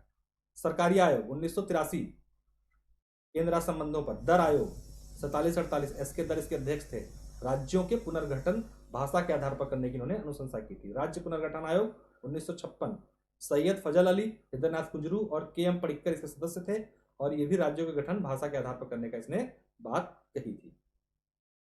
फिर कोठारी आयोग 1976, सिविल सेवाओं के लिए बनाई गई थी, उसमें रिफॉर्म के लिए। नियोगी आयोग 1946, आर्थिक नियोजन के लिए। बलवंत राय मेहता, त्रिस्तरीय पंचायत राज व्यवस्था। वी एस तारकुंडे समिति, चुनाव सुधार। पुंछी आयोग, केंद्र राष्ट्र संबंध। और द्वितीय प्रशासनिक सुधार आयोग इंपॉर्टेंट है, अध्यक्ष कौन है इसके, वीरप्पा मोइली। अभी तक इसकी अनुशंसाएं लगातार दी जा रही है प्रशासनिक सुधार के संदर्भ में। ठीक, कुछ महत्वपूर्ण आर्टिकल तेजी से फटाफट जो सुप्रीम कोर्ट संबंधित है, ध्यान रखिए, यहां से क्वेश्चन जरूर आता है। सुप्रीम कोर्ट भाग 5 में दिया गया है संविधान के, 124 करता है इसकी बात, सुप्रीम कोर्ट के गठन की। 26 अनुच्छेद 126, कार्यकारी मुख्य न्यायाधीश, अगर किसी वजह से प्रमुख न्यायाधीश सीजीआई नहीं है तो कार्यकारी मुख्य न्यायाधीश की नियुक्ति की जा सकती है, और इसकी बात आपके कब करता है, आर्टिकल 126। 127, तदर्थ न्यायाधीशों की नियुक्ति। तदर्थ न्यायाधीशों की नियुक्ति का मतलब है कि जब अगर कार्यभार बढ़ गया हो सुप्रीम कोर्ट पे, तो कुछ रिटायर्ड जजों को बुला के उनसे काम लिया जा सकता है, उनको तदर्थ न्यायाधीश बोला जाएगा, और इसकी बात की गई अनुच्छेद 127 में। क्या कह रहे रजनी साहब, सर कोड ऑफ कंडक्ट लागू हुआ तो वैकेंसी फाइनल होने से रुक सकती है क्या? नहीं, यूपीपीएससी एक संवैधानिक संस्था है, और इस पर जो आपका चुनाव के जो कोड ऑफ कंडक्ट है वो मान्य नहीं होता है, इसकी प्रक्रिया पर कोई फर्क नहीं पड़ता है। ठीक है रजनीश। अनुच्छेद 129, और अभी तो बहुत टाइम है, अभी तो 22 में चुनाव है ना, तो जनवरी में अगले साल जाके होगा, अभी थोड़ी ना होगा, तब तक इसका रिजल्ट आ चुका होगा, मेंस हो चुका होगा ना 2021 पीसीएस का। 22 वाला थोड़ा बहुत प्रभाव होगा, तो मैं कह रहा हूँ कि 22 में वैकेंसी कम आएगी। 129 अभिलेख न्यायालय की बात करता है। 131 उच्च न्यायालय की आरंभिक अधिकारिता बात करता है। 137 मैंने बता चुका हूँ, पुनर्वालोकन की बात करता है। और 141 उच्चतम न्यायालय द्वारा घोषित विधि सभी न्यायालयों में बाध्यकारी होगी। और 143 बात करता है राष्ट्रपति के परामर्श देने की शक्ति के संदर्भ में। ठीक, ये महत्वपूर्ण सुप्रीम कोर्ट से जुड़े आर्टिकल हैं। अब जो है सुप्रीम कोर्ट में कुछ अपीलें की जाती हैं, बहुत स्पेशल अपील होती है वो, और उनके लिए सबके लिए अलग अलग प्रावधान किया गया। अनुच्छेद 132 के तहत जो है आप संवैधानिक विषयों से जुड़ी अपील कर सकते हैं। मतलब संविधान का कोई हनन हो रहा है, उससे संबंधित कोई मामला है, तो आप जब सुप्रीम कोर्ट में अपील करते हो तो आर्टिकल 132 के तहत करते हो। इसी तरीके से सुप्रीम कोर्ट दो प्रकार के डिसीजन या दो प्रकार की सुनवाई करता है, एक होती है सिविल, एक होता है फौजदारी आपराधिक मामले। तो फौजदारी सिविल मामलों से जुड़ी अपीलें जो होती हैं वो होती हैं अनुच्छेद 133 के तहत, और 134 के तहत होती है आपराधिक विषयों से जुड़ी अपीलें। ध्यान रखिएगा इस चीज का। ठीक है, वेलकम रजनीश जी। 136 बात करता है विशेष अनुमति से की जाने वाली अपीलें। मतलब जैसे भी हाल में आप लोगों ने देखा होगा कि अचानक से कोई तेजी से कोई विवाद हुआ, जैसे किसी कानून के संदर्भ में ले लीजिए, ये अपील कैसी थी? स्पेशल अपील थी। इससे पहले अर्नब गोस्वामी वाला केस जो न्यूज में था, कंगना रनावत वाला जो केस था, जो सीधे सुप्रीम कोर्ट में तेजी सुनवाई होती है, वो विशेष अपील होती है, विशेष अनुमति से वो की जाती है अनुच्छेद 136 के माध्यम से। 131 करता है बात मूल या आरंभिक अधिकारिता की, और अनुच्छेद 262 के तहत जो है जल निवारण तंत्र बनाए जाने की बात की गई है। जो नदी निवारण, नदियों के संदर्भ में दो राज्यों के बीच अगर कोई विवाद होता है तो उसका निवारण अनुच्छेद 262 के तहत किया जाएगा। 129 कहता है कि सर्वोच्च न्यायालय क्या होगा? एक अभिलेख न्यायालय होगा और अपनी अवमानना के लिए दंड दे सकेगा। सहकारी समितियों से जुड़े क्वेश्चन जरूर आते हैं, लगातार आ रहे हैं, नया मैटर है। देख लीजिए 97 संविधान संशोधन मैंने बताया था आप लोगों को, 2011 में आया था। इसके माध्यम से क्या हुआ? बहुत सारी घटनाक्रम हुआ, जिसमें एक महत्वपूर्ण था भाग 9B संविधान में जोड़ा गया, भाग 9B। ठीक, 9A तक था, 9B जोड़ा गया, और उसमें आर्टिकल 243 ZH से लेके ZT तक जो है सहकारी समितियों के बारे में बात करते हैं। कुछ इंपॉर्टेंट आर्टिकल देखिए, सारे मत देखिएगा। ZK जो है बात कर रहा है बोर्ड के जो बोर्ड होगा उसके सदस्यों के निर्वाचन कैसे होगा, ZK में बताया गया है। ZG बताता है सदस्यों की संख्या, PCS 2016 में क्वेश्चन पूछा था, अधिकतम कितनी हो सकती? 21 हो सकती है। संघ राज्य क्षेत्रों पर लागू होना, ZS ज्यादा इंपॉर्टेंट नहीं है। इसकी सहकारी समिति से जुड़े कुछ इंपॉर्टेंट फैक्ट हैं, उनको देख लेते हैं बस। अनुच्छेद 243 ZJ के अनुसार सहकारी समितियों में निदेशकों की अधिकतम संख्या, डायरेक्टर से अधिकतम संख्या कितनी हो सकती है? 21। यही PCS 2016 में क्वेश्चन पूछा था। और इसमें से एक स्थान SC ST के लिए, और एक स्थान किसके लिए? SC ST के लिए, और दो स्थान जो है महिला सदस्यों के लिए आरक्षित रहेंगे। बोर्ड के निर्वाचित सदस्यों की पदावधि उनके निर्वाचन की तिथि से 5 वर्ष के लिए होती है, तथा दमन की स्थिति में खत्म जब हो जाता है तो 6 माह के भीतर जो है चुनाव कराने जरूरी है। सहकारी समिति को साधारण सभा की वार्षिक बैठक में वित्तीय वर्ष के समापन के 6 माह की अवधि भीतर आयोजित जरूर, मतलब साल में 2 बार इनकी बैठक का होना अनिवार्य है। भारत में सहकारी आंदोलन की शुरुआत 1904 में हुई थी, और F निकोलसन जो है इसके जनक माने जाते हैं। संविधान संशोधन जो 97 हुआ था उसके अंतर्गत क्या क्या परिवर्तन आया संविधान में, एक नजर देख ली तेजी से। इसके तहत क्या हुआ? मौलिक अधिकार बना दिया गया। क्या? सहकारी समितियों को बनाना मौलिक अधिकार के तहत बना दिया गया, आर्टिकल 19 जोड़ के, आर्टिकल 19 में एक प्रावधान जोड़ के, सहकारी समितियों को बढ़ावा देने के लिए एक DPSP भी जोड़ा गया, और आर्टिकल 43B जोड़ के कह दिया गया कि राज्य जो है इस तरफ प्रयास करेगा। यानी DPSP में परिवर्तन हुआ और आपके अनुच्छेद 19 में भी परिवर्तन हुआ, और क्या एक नया खंड जोड़ा गया 9B, एक जो है नया खंड भी जोड़कर इसको और मजबूती प्रदान करने की कोशिश की गई। सर आरओ का पोस्ट कैसी है? यूपीपीसी बढ़िया है रजनी जी, शानदार पद होता है आरओ का। यूपीपीसीएस का आरओ भी ठीक होता है, काफी सम्मानित पद है, सचिवालय का भी और वहां का, दोनों जगह का। तेजी से देखेंगे, कुछ समितियां बनाई गई थी पंचायती राज संदर्भ में। ठीक है, क्वेश्चन आ जाता मैच कराने के लिए डायरेक्टली। बलवंत राय त्रिस्तरीय पंचायती राज व्यवस्था के लिए फेमस है। अशोक मेहता द्विस्तरीय की बात की थी पंचायतों के लिए। राव समिति, BKV राव समिति किसके लिए थी? नियमित चुनाव, मतलब पंचायतों में नियमित चुनाव की बात इन्होंने की थी। सिंघवी समिति बहुत इंपॉर्टेंट, इन्हीं के आधार पर 73वें संविधान संशोधन द्वारा और 74वें संविधान संशोधन द्वारा इनको संवैधानिक दर्जा मिला है, LM सिंघवी समिति के आधार पर। ठीक है, ठुंगन समिति, ये क्या, इसने क्या बात की थी? राज्य वित्त आयोग की स्थापना की बात इसने की थी, ठुंगन समिति ने। ठीक,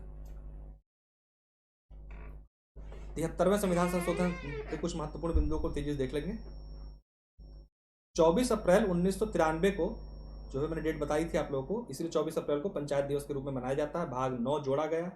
अनुच्छेद 243 से लेकर 243A तक जो है कुल 16 नए अनुच्छेद इसमें जोड़ दिए गए, 11वीं अनुसूची बनाई गई, इसमें कुल कितने 29 विषय थे। और 1994 में पंचायत चुनाव आयोजित कराया गया। सबसे पहले कौन से राज्य ने कराया? मध्य प्रदेश ने सबसे पहले पंचायत चुनाव अपने राज्य में आयोजित कराया था, जब इनको संवैधानिक स्थिति प्रदान कर दी गई थी। ठीक, कुछ महत्वपूर्ण, सारा तो देख नहीं सकते 16 के 16, लेकिन इंपॉर्टेंट वाला देख लीजिए। 43B बात करता है पंचायतों के गठन की, सी करता है संरचना की बात, और डी है 243D आरक्षण की बात करता है, जिसमें SC ST महिला को आरक्षण मिला है, और महिलाओं का आरक्षण कितना 1/3 यानी 33% जो है आरक्षण महिलाओं को दिया गया है। ई पंचायतों के कार्यकाल की बात करता है 243E। आई बात करता है राज्य वित्त आयोग की, और के जो करता है राज्य निर्वाचन आयोग की। पंचायत के संदर्भ में बात करते हैं दोनों। स्तरीय पंचायतें, हर राज्य में पंचायतों के स्तर के लिए बात तो की गई थी त्रिस्तरीय, लेकिन कुछ अपवाद स्वरूप जो है अलग अलग व्यवस्था भी हमें देखने को मिलती है। उनको तेजी से एक नजर में देखिए। हमारे यहाँ पर एक स्तरीय पंचायत भी मिलती है। कहाँ कहाँ? केरल, जम्मू कश्मीर, त्रिपुरा, मणिपुर और सिक्किम में क्या है? एक स्तरीय पंचायती राज व्यवस्था है। 2 स्तरीय कहाँ है? असम, उड़ीसा, मध्य प्रदेश, कर्नाटक और हरियाणा जैसे राज्यों में क्या है? 2 स्तरीय पंचायतें हैं। त्रिस्तरीय पंचायतें उत्तर प्रदेश, बिहार, महाराष्ट्र, आंध्र प्रदेश। ये चैप्टर बहुत इंपॉर्टेंट रहेगा, क्योंकि पंचायत चुनाव उत्तर प्रदेश में होने वाले हैं, क्वेश्चन आएगा जरूर। आंध्र प्रदेश, हिमाचल, पंजाब, गुजरात, तमिलनाडु और राजस्थान में जो है आपके त्रिस्तरीय पंचायत हैं। और एकमात्र जो 4 स्तरीय पंचायत वाली व्यवस्था वाली राज्य है वो कौन सा है आपका? पश्चिम बंगाल। पश्चिम बंगाल में 4 स्तरीय पंचायती राज व्यवस्था लागू है। भारत शासन अधिनियम बहुत इंपॉर्टेंट नहीं है, इसको देख लीजिएगा। इंपॉर्टेंट है लेकिन इसको यहाँ पर कराने से कोई मतलब नहीं है, इसको एक बार ढंग से आप लोग देख लीजिएगा। भारत शासन अधिनियम क्योंकि अलग से लाया था मैं जानबूझ के, क्योंकि इसमें बहुत इंपॉर्टेंट प्रावधान है, और इसको देख लीजिएगा। इसके तहत भी जो राज्य थे उसको देख लेना है आप लोगों को। तो चलिए, बहुत बहुत धन्यवाद आप लोगों का सेशन में जुड़ने के लिए मेरे साथ।